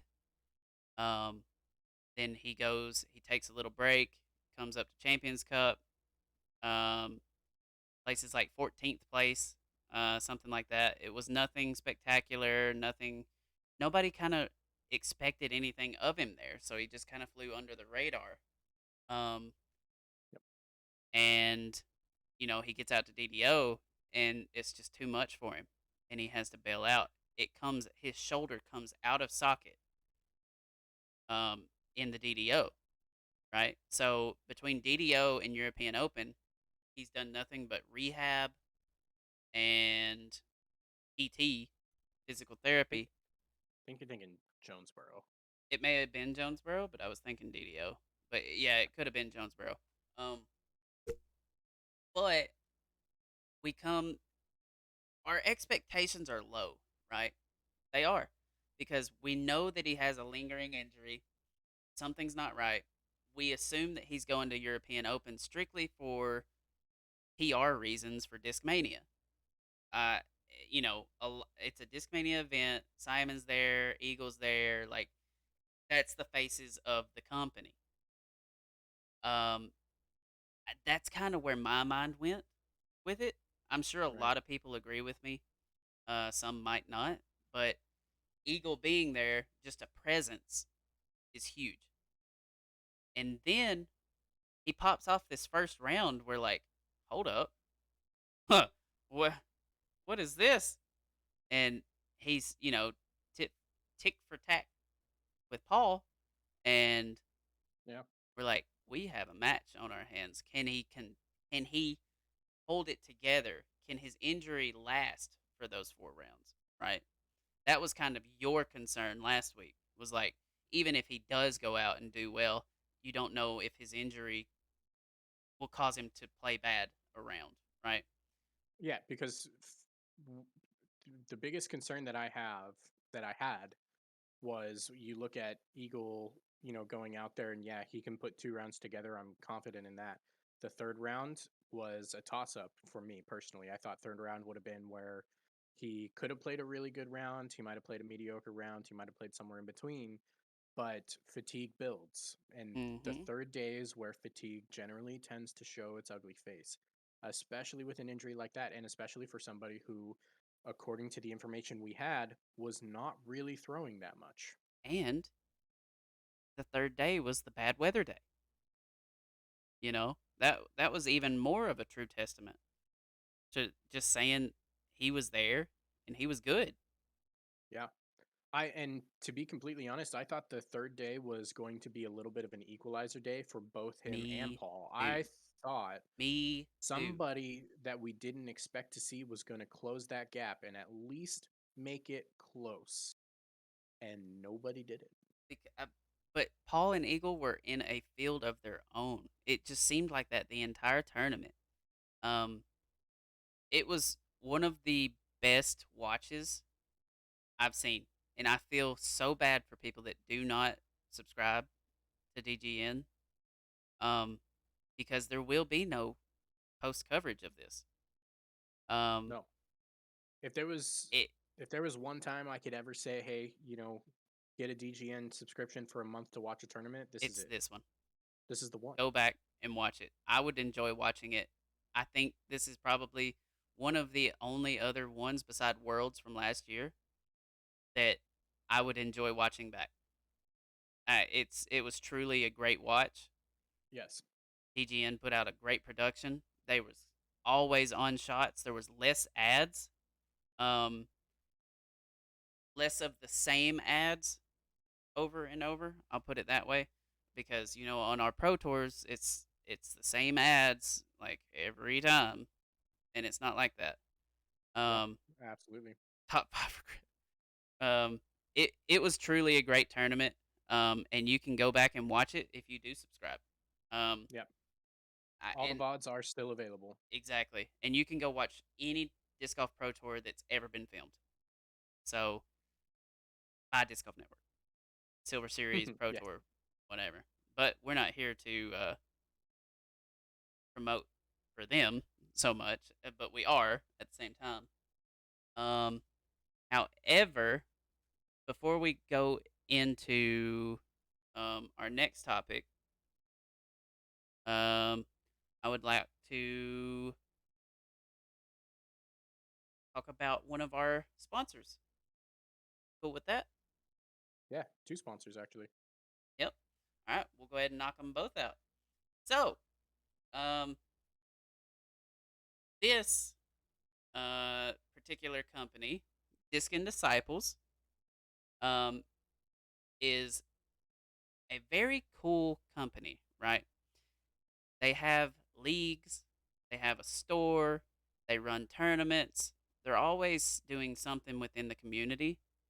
Um, Definitely check their schedule out on UDisc. They play PDGA sanctioned rounds on Monday, Tuesdays, and Saturdays. But it's free to play if you just want to come and hang out. You can grab a Sanction League round pass or check out their gear as well at store.discanddisciples.org. The link will be into the description of the podcasts and the live video. They also put on several tournaments throughout the year to help fundraise for various causes, both in the disc golf community and beyond.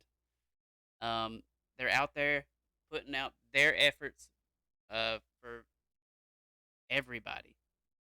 They do great things for the sport. They're continuously growing it, and we appreciate them as a sponsor of this show. Absolutely. We thank you for your support, Disc and Disciples, and we hope we can give as much support back to you as you're giving to us right now. Um, Also, sponsoring this episode are the ladies of Knoxville Disc Golf.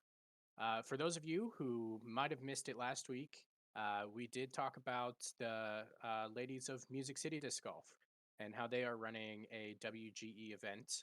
Well, we are also running a WGE event over here in Knoxville. For those of you who don't know what's going on with WGE, that is the women's global event. They're literally hosting hundreds of tournaments across the nation and around the world as well. It is all taking place at the same time. There's going to be competitive scores and basically a leaderboard around the world where you can see where you're ranking, you know, mostly across your division with other women all around the world.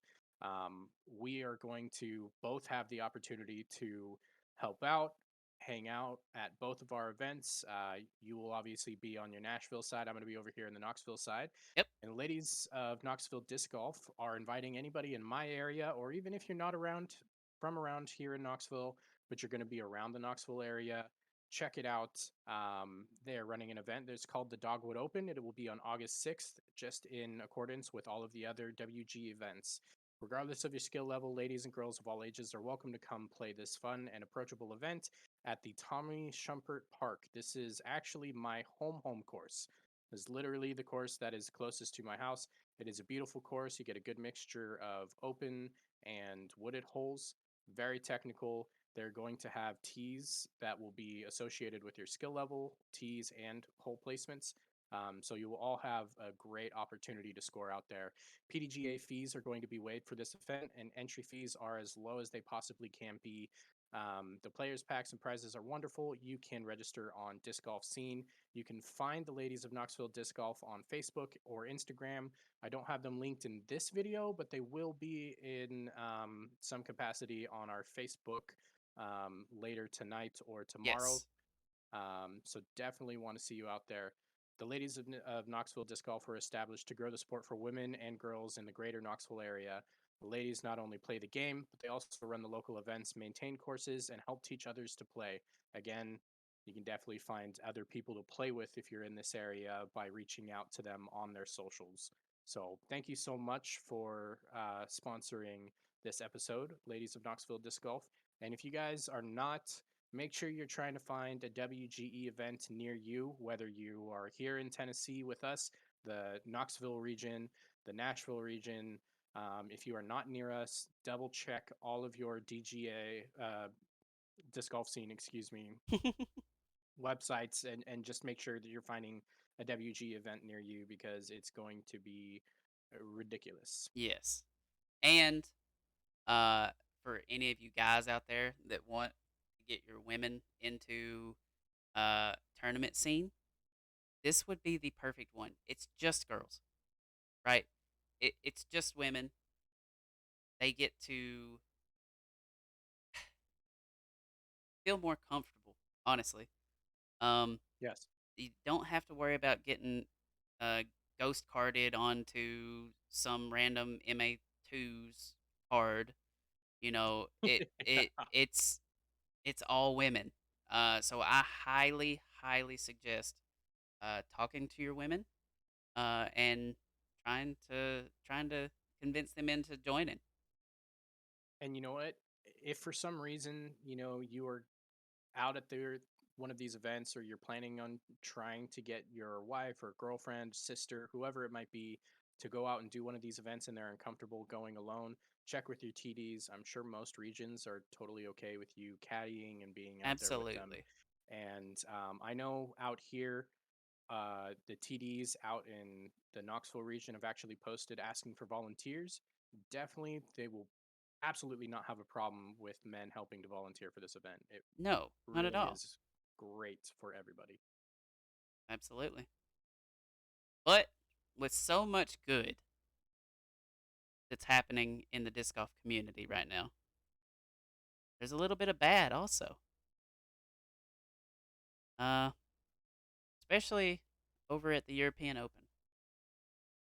What do you think?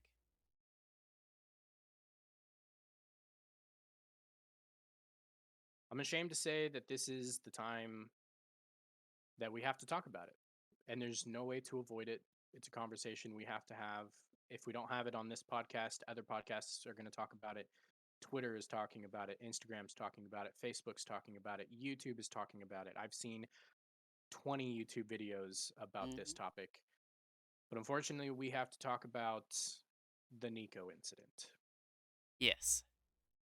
Um, so basically how it had happened.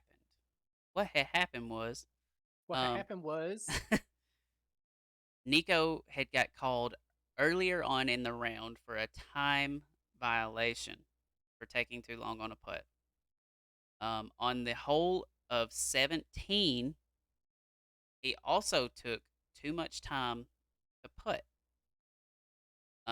They used video evidence to, yeah, yeah. They used video evidence to confirm. After the video evidence had came back to the tournament official, um, which the tournament director, UC, had set in place, PDGA had set in place as a rule official. Um, he Nico is throwing his upshot to the green, and after he gets On done 18 throwing now. on 18 now, he's throwing his upshot to the green. Uh, he approaches Nico, shows him his phone, and says, "You have been stroked, a penalty."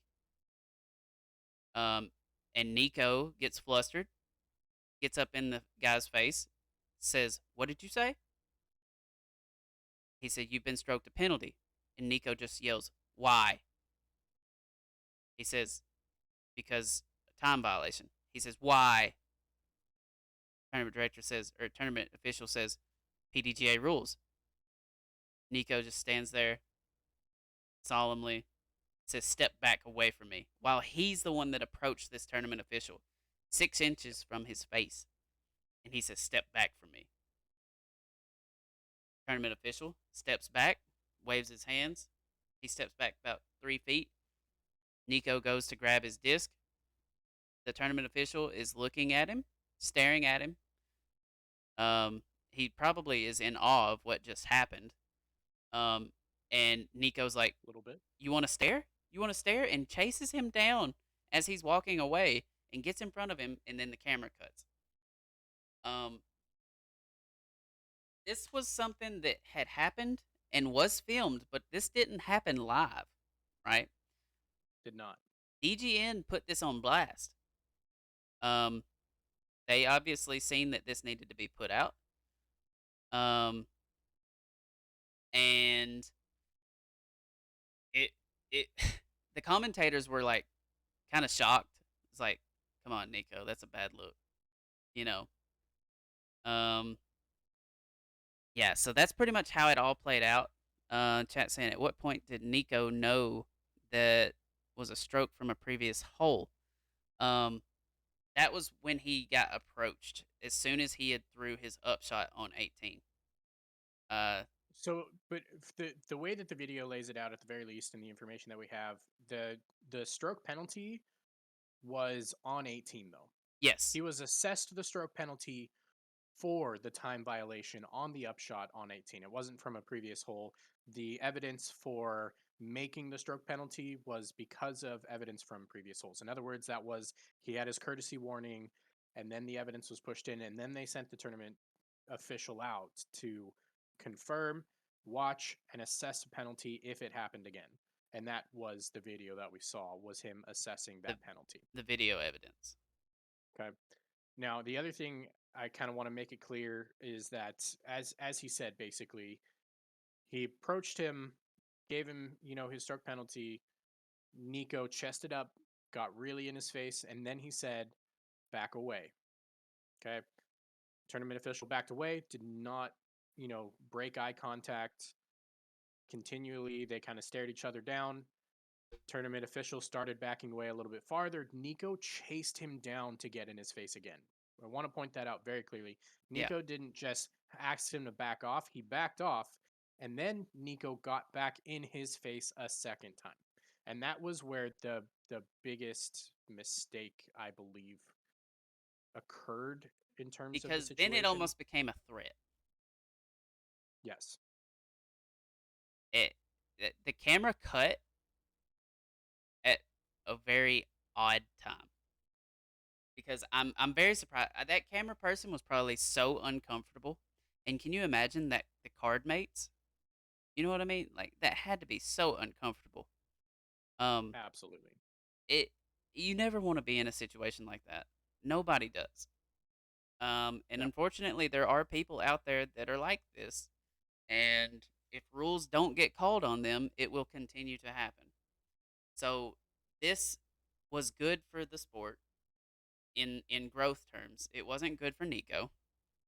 No. Um, but it's kind of one of those things where it needed to happen. Yeah. And I want to point out, like, we all know Nico takes a lot of time, and we all know that there are times where, he kind of gets these courtesy warnings, and most of the time, players don't really talk about it. Players don't comment on it or make these courtesy warnings. We, the two of us, have had a chance to actually witness one of these courtesy warnings in person, and we have physically seen the toll and effect that it takes on Nico during the round and the way that he has responded previously. And I can't say that I never would have seen this coming when he was actually assessed a stroke penalty. Yeah. Um, Based on what we've seen just for courtesy warnings of telling him to speed it up and the way that he has responded to tournament We officials were there up live. to and including Jeff Spring Mhm. directly making a courtesy warning. And it honestly was to be expected. And there was a lot of conversation of like, well, this is why players need to speak up and this and that and the other. No, you're at a major event and you are trying to be competitive in an already struggling to be competitive event because of how far Eagle and Paul are pulling ahead at this point in the tournament. Yep. This wasn't the final round. This was before that. This was third I will round, be right? completely honest. I don't want to look at a player like that and have to deal with that type of reaction, even if it's just a courtesy warning, because I'm trying to put together a round and stay focused. I Policing each other is not the best option available, Yep. right? It's just not, because it puts you at risk of having to ruin your own rounds to do what, yes, it is right, but why should I risk my round over it? Yeah. Why should I risk my mental fortitude over the round that I'm trying to put together And and the now we tournament I'm trying see to put together? and now we see exactly why people don't want to do it because of the uproar that it brought against an official. Can you imagine with less people there what would have happened? I don't know if it would have been any different, but I can probably imagine some ways. I But can I can imagine it, and it's not a good what situation. It's not a good look for Nico, which we are all aware of. That's not a secret. Obviously, it has sparked a plethora of memes. There's a yes. lot of people who have thoroughly taken it very well as a joke, and I'm not going to lie, there are a lot of them that are really, really funny. But we're not going to treat it as a joke tonight, simply because of what it means for the sport and what we have to do going forward. Right. And Um we have to figure that out. yeah. Yeah, we have to. With that being said, Nico did get suspended by Gateway until further notice, until a further investigation has been done, and Clash Discs has dropped him altogether. Yes. Um, I will also point out that PDGA was not as quick as they probably could have been, but definitely quicker than they've been in the past, and yeah, admirably quick at the very least in terms of disqualifying him from the event. yes. Um, can't I don't know. Do you know what the official ruling was as far as like the has there committee no the um the committee has not made an official decision, yeah, that's which what I we'll get was into wondering. later. So let me see if I can find the official PDGA post Right. real quick. Chat saying I got love for Nico. I know he can bounce back and get some help. Yeah, Um and come out better from this. Absolutely. He can. Look at Bradley Williams. He did it. Um it's possible. He and Nico said he's taking a hiatus. He's going to work on his mental and physical health yep. and do everything. Also chat is wanting the smoke from Nico. Said I'd stroke his butt and wouldn't even phase it wouldn't even be phased. Let's go. But there's two sides to every story. Yeah, absolutely.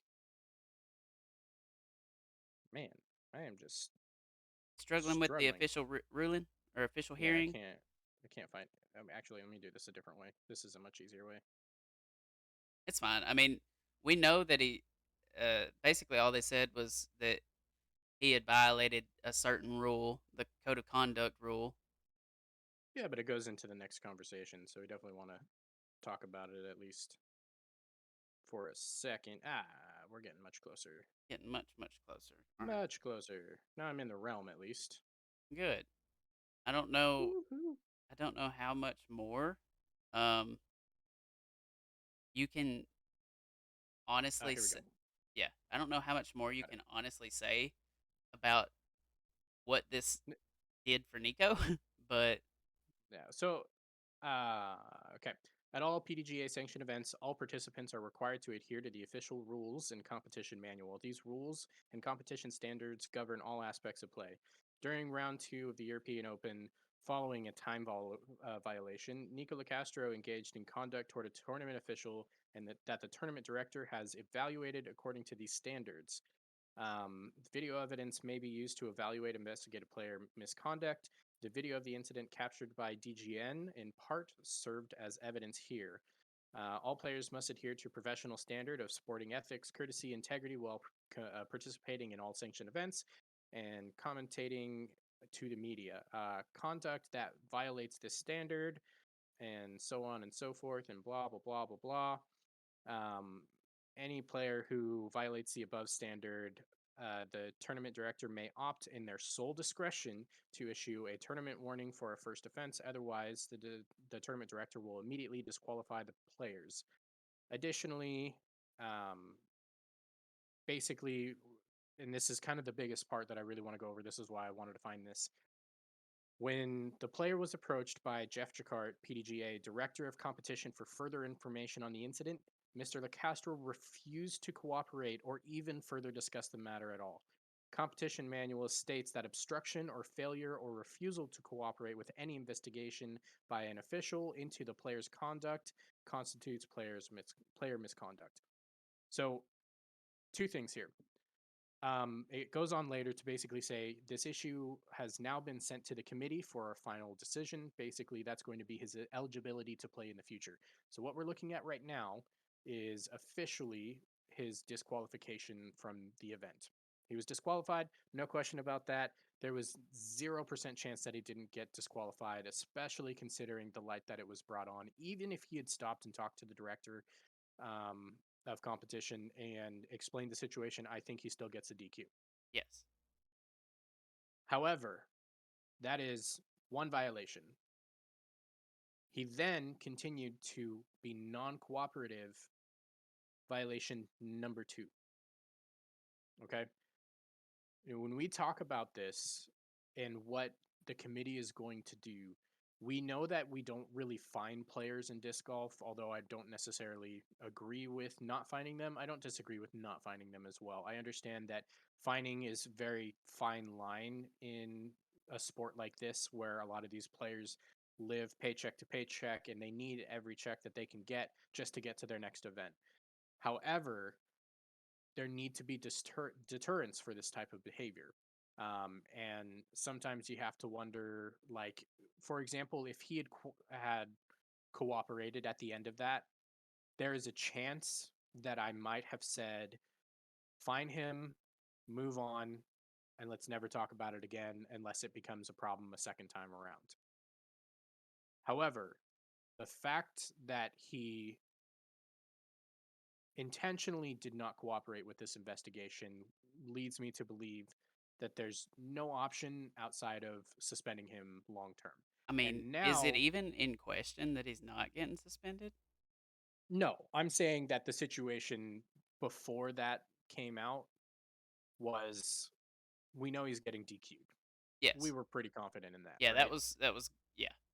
That was pretty much a given. Had he cooperated in that secondary position and just told everybody what was going on and talked I might have even been an advocate to say, why don't we give him a small fine in some way, shape, or form?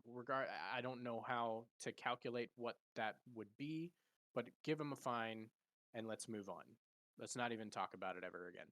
Right. But because he didn't, now he has to be suspended. There is no question that he has to be suspended. The question now becomes, how long does he get suspended? And is it when he tries to make his return, or is it during his hiatus? Because he probably knows that a suspension is coming, and he's doing this. He's trying to get ahead of it, is what my opinion is.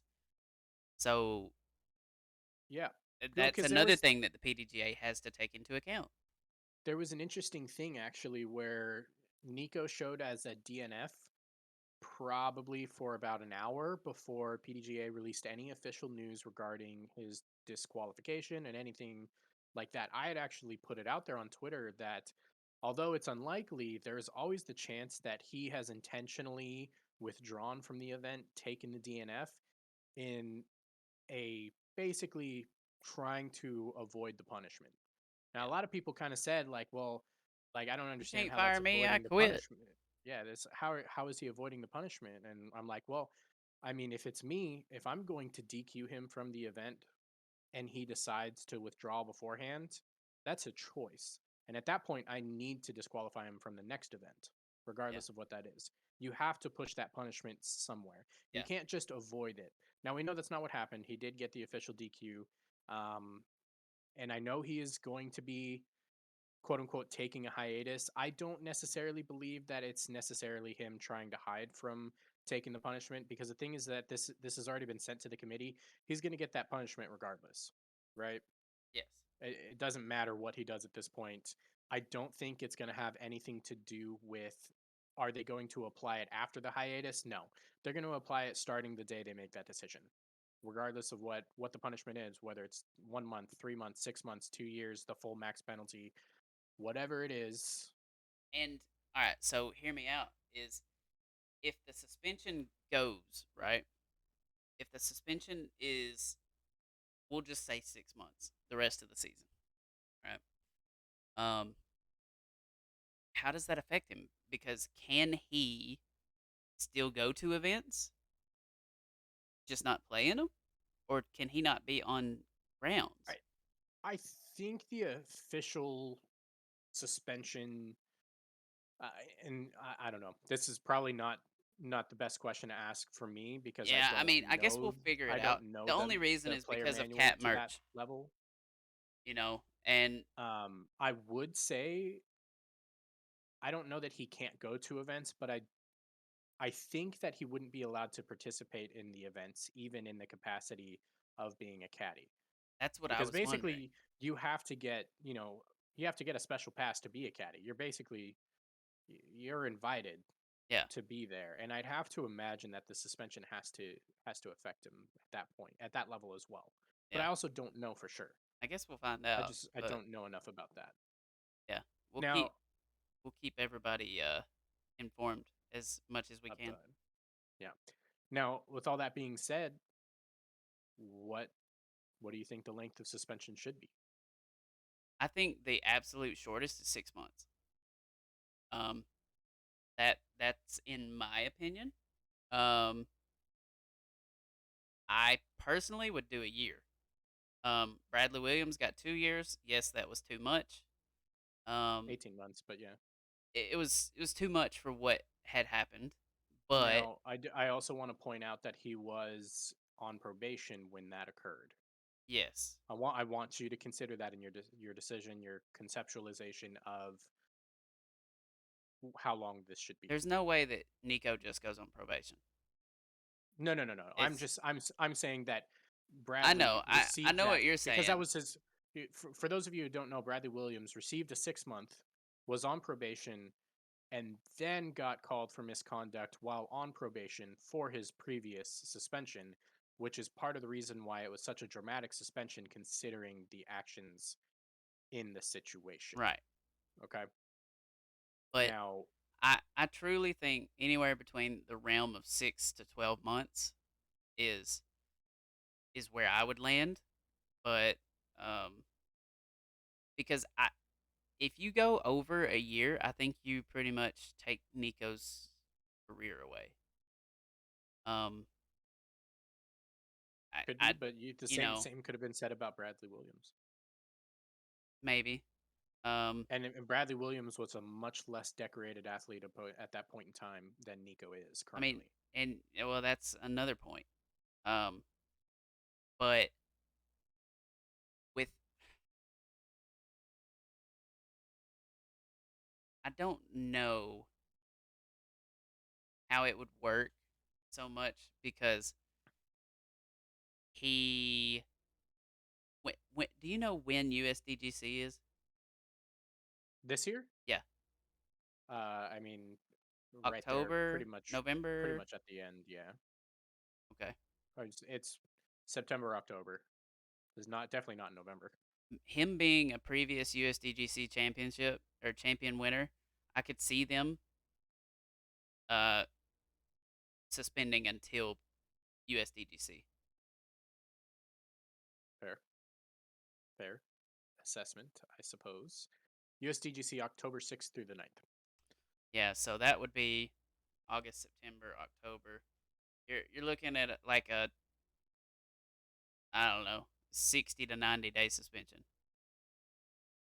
Yeah, and I probably could have. I think that it should be a 6 month suspension for the actions on the course. I think you should be taking this into, at the very least, into next season. Whether that means you actually go so far as to keep him out of a couple of events next season as well, sure. But I have to retract that. That is what I originally believed, and I at that point in time when I believed that, I would have been okay with the concept of having him back before USDGC as well.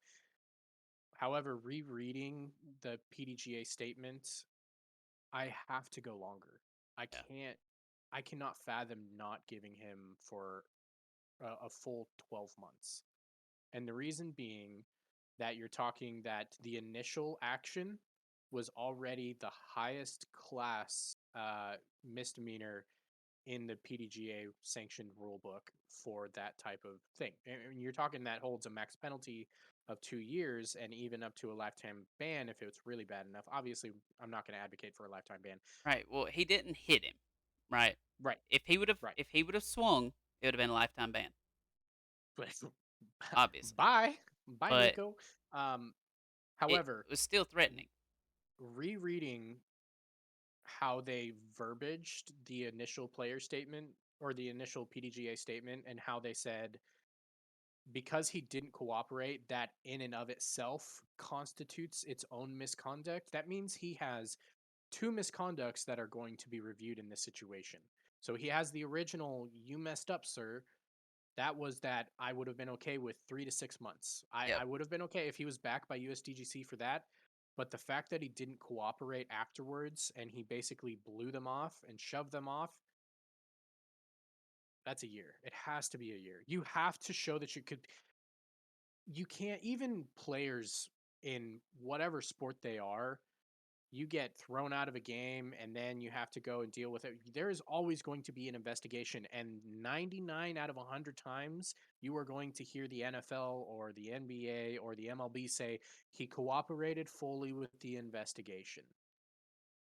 This was your investigation chance. This is where you had a chance to say what happened, apologize, even whatever it was. You failed that opportunity. You did not cooperate. You made everything worse for yourself, and you have to show how serious you are that that is unacceptable. Yep. The action itself was unacceptable. Not cooperating with the official afterwards was even more so. And some of you might not agree. Some of you might say, how could you imagine that that would be in any way, shape, or form more unacceptable than the actions he took on the course? Because the most important thing when it comes to growing up and learning from this and moving on is owning up to that mistake. And he failed to do that on time. Yeah. He was still in his emotions. He didn't think it was a mistake Nope. until he was disqualified 10 minutes after he'd cleared his head, did a sorry post, an apologetic post video, and I think that's when he came to the realization.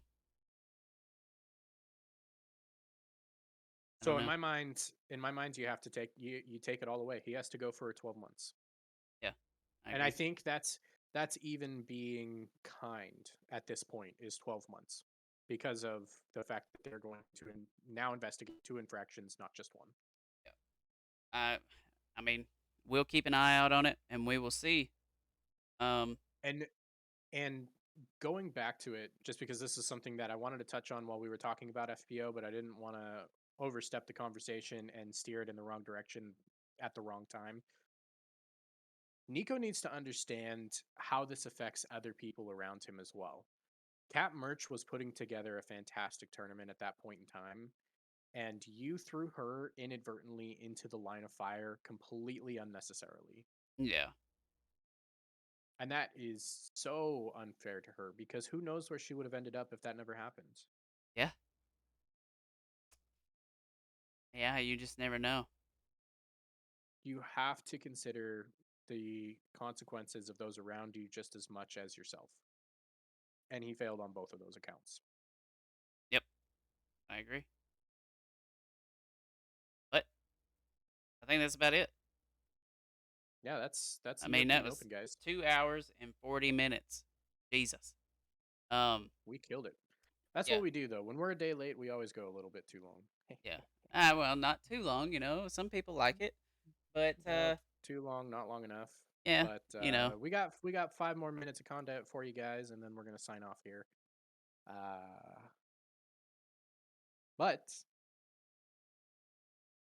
thank what's you the guys so 5 much minutes? for anybody who has stayed with us this long. We Yes. really appreciate your time and all of that. If you guys are still in the chat, thank you. Feel free to join in this segment. It's going to be real quick, nothing crazy, but Great Lakes Open is this weekend. Yeah, we kinda just didn't even cover that, No, no, but we didn't. the I European don't think Open there's too just was much. so much. Yeah, Um, Great Lakes Open, there's not much to be said. You guys, there's a ton of changes to the course. I don't know mhm, any of them. So I'm not going to sit here and pretend like I know any of the changes that are being made to the Great Lakes uh, Open. I know so that there was a complete overhaul on the midsection of the course, though, who for like 4 or 5 straight holes, if I who remember won correctly. Diglo last year? Was it Eagle? I can't remember, man. I don't have it pulled up. I was just going to go. Here, I'll pull it I need to know. up. I know this was I don't Kyle know why Klein's I this act. was Kyle Klein's Yeah, yeah, yeah, yeah. breakout tournament, and I think he was trying to win in Eagle's shirt, remember? Yes, but Eagle did take it down. Yep, so I was right. Took down the dubby. Yeah, Kyle Um, Klein actually had the lead going into the final round. Wasn't able to hold off. yep, Actually, wearing well, Eagle's I shirt. guess technically they were Mhm. tied going into the final round. Whatever, they Yeah. were tied. He lost the spot. That's all I know. Emerson Keith and Adam Hammis both had very good tournaments that weekend as well, though. Tied for fourth, and Um, something Ket, happened to Emerson Keith, KJ, and I don't remember. Ricky, and Paul McBeastie all were a little bit down the leaderboard. Yeah, Not really fighting too much in contention. But yeah. So maybe we yeah, see Kyle Klein. I mean, I know that's where he's at right now. and He was all this past week as well. So yeah, for what it's worth, 1, 2, 3 in FPO was Kristen Tatar, Paige Pierce, and Katrina Allen. Katrina Allen really was not in contention. She was 8 strokes back. yeah, this is Um, um. Paige Pierce and Kristen Tatar had a dang good battle Oh, that I final day. remember that straddle putt. That Kristen's was uphill straddle putt. That was electric. for the Eagle, for the Yes. Eags Oh, on you could. She 17. could Oh, barely see the band. It was awesome I actually and that actually stood came through still. on that came through on Twitter Oh, not really? not that long ago. Yeah, I can't remember who posted it, but somebody posted that on Twitter. That was one of the best putts I've Um, ever seen. and I thought that was wild. Yeah. But Um. yeah, But yeah, that's kind of Paige's. Unless she has like a major, you know how she does after majors. Um. yes, yes, That's the only thing that I can think of. Um. But yeah, I feel like it's probably her tournament to lose. yeah. Well, one of my favorite Twitter accounts, if you guys don't follow him, DG Statman, is Will Raish. Probably pronouncing that wrong. Sorry, man. He does a lot of really cool predictions. He actually has a entire account that's basically dedicated to an algorithm he has designed himself to help predict likelihoods of people winning. Unfortunately, his information is not available yet. He's been running a lot of exterior post round predictions and like explaining how unlikely it was for stuff that happened at the European Open. He's kind of really dove into that headfirst more than he ever has before. But definitely go check out that account and see what his predictions are. I'm really interested because I know he basically does it based on it's weighted very similarly to like the new Statmando ranking system, where the more recent the event, the higher weight that it has, and Right. then he runs all of the players through, and basically the simulator runs 1,000 rounds or 1,000 events total, and gives an average percentage of win likelihood, top three, top 10. Really cool. Interestingly enough, he had That sounds like his some ranking Madden system. stuff. It's really cool, and most of the time, it's very close to accurate. Very commonly, especially in the top three and top tens, are almost always very close. Now, last week, I will say he posted as Paul Macbeth had less than a 90%. It was like 78% chance to finish top 10. Um, Wow. and I tweeted back at him. I was like, I know that like recent performance would kind of support this. I get that. It's a But major. also, he's won, it's a major, and he's also won the event 5 straight times. So, is there a way to weight that in your system? He never got back to me, but Yeah. Well, usually he'll get back to you. Definitely check out that account though. There's some cool predictions. Outside of that, we're gonna give our predictions Yep. and nothing crazy, just like our top threes, basically. Well, my phone's dead, so I can't really see who all is there. But Let's imagine everybody's there pretty much except for Eagle. yeah. Um, so hmm. Eglo, third place. I'm gonna go with Kyle Klein. Second Okay. place, I'm gonna go with. Actually, I'm swapping this. Okay. Um, Simon Lizotte taking it down in first. All right. Kyle Klein Okay. in second. Andrew Marweed in third. Marweed in the He's third. tearing it up right now in Michigan. Absolutely Interesting. tearing it up. Yeah, I could dig it. I could dig it. Mine's going to be the least creative top three leaderboard you have ever heard in your entire life. Paul, Big surprise there. Ricky. I don't see Simon on this list right now, but I don't know if I'm just missing him Well, or if Simon's not there, just plug Paul in. fair enough. Yeah. All right. I'm going to go with Paul Macbeth taking it down, Chris Dickerson out in second, Isaac Robinson taking down See, I didn't third. know Chris Dickerson was going to be there. Yeah, he's going to be there. It's on the eastern side now. We're a little bit Okay. closer. Oh, Simon Lazada is right there. Yeah, he's there. You're Okay. good. I'm Dang it. sorry. I I'm just blind. need my I'm list. so blind. I feel so unconfident about this list now. This is why I mean, maybe you should just have another monitor or I something. do have another monitor. But it doesn't work. Eh, Okay. yeah. Isaac Robinson taking down third. I am going to make a little bit of a not so bold but bold prediction of Chandler Kramer coming in fourth or fifth. Okay. It I'm would with be it. really funny if he made fifth place 3 events in a It row. would be. We would have to call him Lucky Fives. That would be really, really interesting. Alkaline could be competitive. I don't know. I know he's been looking a lot better recently though, so I Yes. don't think So is like having KJ. him up on your, yeah, having either of them up on your leaderboard at Toboggan, Hmm. definitely not a bad thing. But like I said, I don't know the changes out on the course this year. There are a Yeah. lot more changes than we've seen each of the previous years. Anything could happen, really. Yeah. I just don't know. What about Fapo? I don't know. I can't get over choosing Marweed over Chris Dickerson. I can't. Like I didn't know he was there. Um. So I yeah. mean, I just don't see why he wouldn't be there because Is he after on the skipping, list? I could, yeah, Then I'm going Simon, Kyle, Chris. I'll do that. Simon, Kyle, and Chris. Yeah. So Simon first, Kyle second, And Marweed Chris. as my dark horse. Yeah. Well, it's quite the dark horse you got there.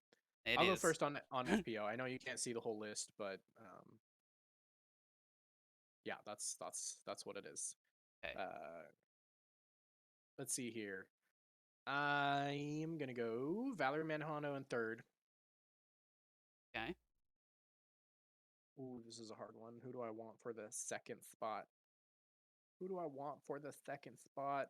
Ooh, Paige. No, Katrina Allen for second. Okay. And Paige or Haley King first. Haley King's gonna Okay. I take her was down. gonna think about Haley King. Um, I think that Valerie Mendojano is gonna win. I think that Katrina Allen is in second, and I think that uh, Paige Pierce is in third. I'm kind of I was sitting there and I was like, I knew I wanted Valerie at that third, and I'm sitting there bouncing my mouse back and forth between Paige and Kat, just Right. like who do I want in that second? Because I already had Haley picked to win. Who do I want in that second? And I started to say Paige, and then I was like, but she does have a habit of having She does. win That's the reason I'm not hangovers. picking her to win. She Yeah, but But when she has a win hangover, it's usually pretty bad. I know. I can't put her on the top 3 at all. I'm not even sure that I'm willing to put her in the top 5 because her win hangovers are oof, when she has Guess them. we'll just see. It'll be an interesting one. I'm pretty excited to watch. 3 days starts on Friday at the fabled toboggan course. Yep. Um I'm interested. I'm interested to see. I know, like I said, they put a lot of changes in there. I wonder how many of these changes are to help them maybe either get ideas or just kind of start the preparation process for Champions Cup next year. Maybe. I don't know. Interesting. Or It's Worlds, interesting. whatever it is. I don't even remember. Sure, Nate Heinold will come up with something. Always. Oh, let's see. Nope. Yep. Nope. I got nothing. All right. Well, you want to go ahead and send her out? You send her out. You're the closer. Okay. All right. Well, thanks everybody. We appreciate it. We made it 2 hours and 52 minutes. Almost. It's this was a long podcast, and but there was a lot of good stuff that we discussed tonight. Thanks everybody for coming into the live chat, talking with us. Thanks to all the audio listeners. Thank you. Also, a huge shout out to Finland, Norway, all of the European countries. Y'all are killing it with the audio listens. We got some awesome news that we're in the top 30 over there in Finland In the entire sports category, in the not disc entire golf, sports. Yeah, not sports. not disc golf, but entire sports category. So huge, huge, huge. Thank you to all of you. You deserve to be thanked. But I really hope that we did our European Open yes, coverage justice for you guys out there. yes. And we will not forget. But to everyone else, we appreciate you as well. Um, we will be having this out shortly. You'll probably be listening to this on Friday at the earliest. um, Better be Friday. yeah, at the gotta earliest. make sure, gotta make sure that they can listen to it before round Yeah, one starts. I might be able to get it tomorrow night. We'll Yeah, see. whatever. But We didn't um, really do that much of Great Lakes Open coverage, so yeah, it's if it not. really Yeah, you're gets there right. Friday, I'll do my it's best to more have it likely out we on can get it. Thursday night. But either way, thank y'all so much for tuning in. Thank y'all so much for listening. We do appreciate y'all. And y'all have a great rest of your night, great rest of your Thank you week. guys. Thanks again to our sponsors, Lone Star Disc, Disc and Disciples, and the ladies of Knoxville Disc Golf. We really appreciate y'all. Absolutely. Check them out. Links are in the description. And we will see y'all on the next hole.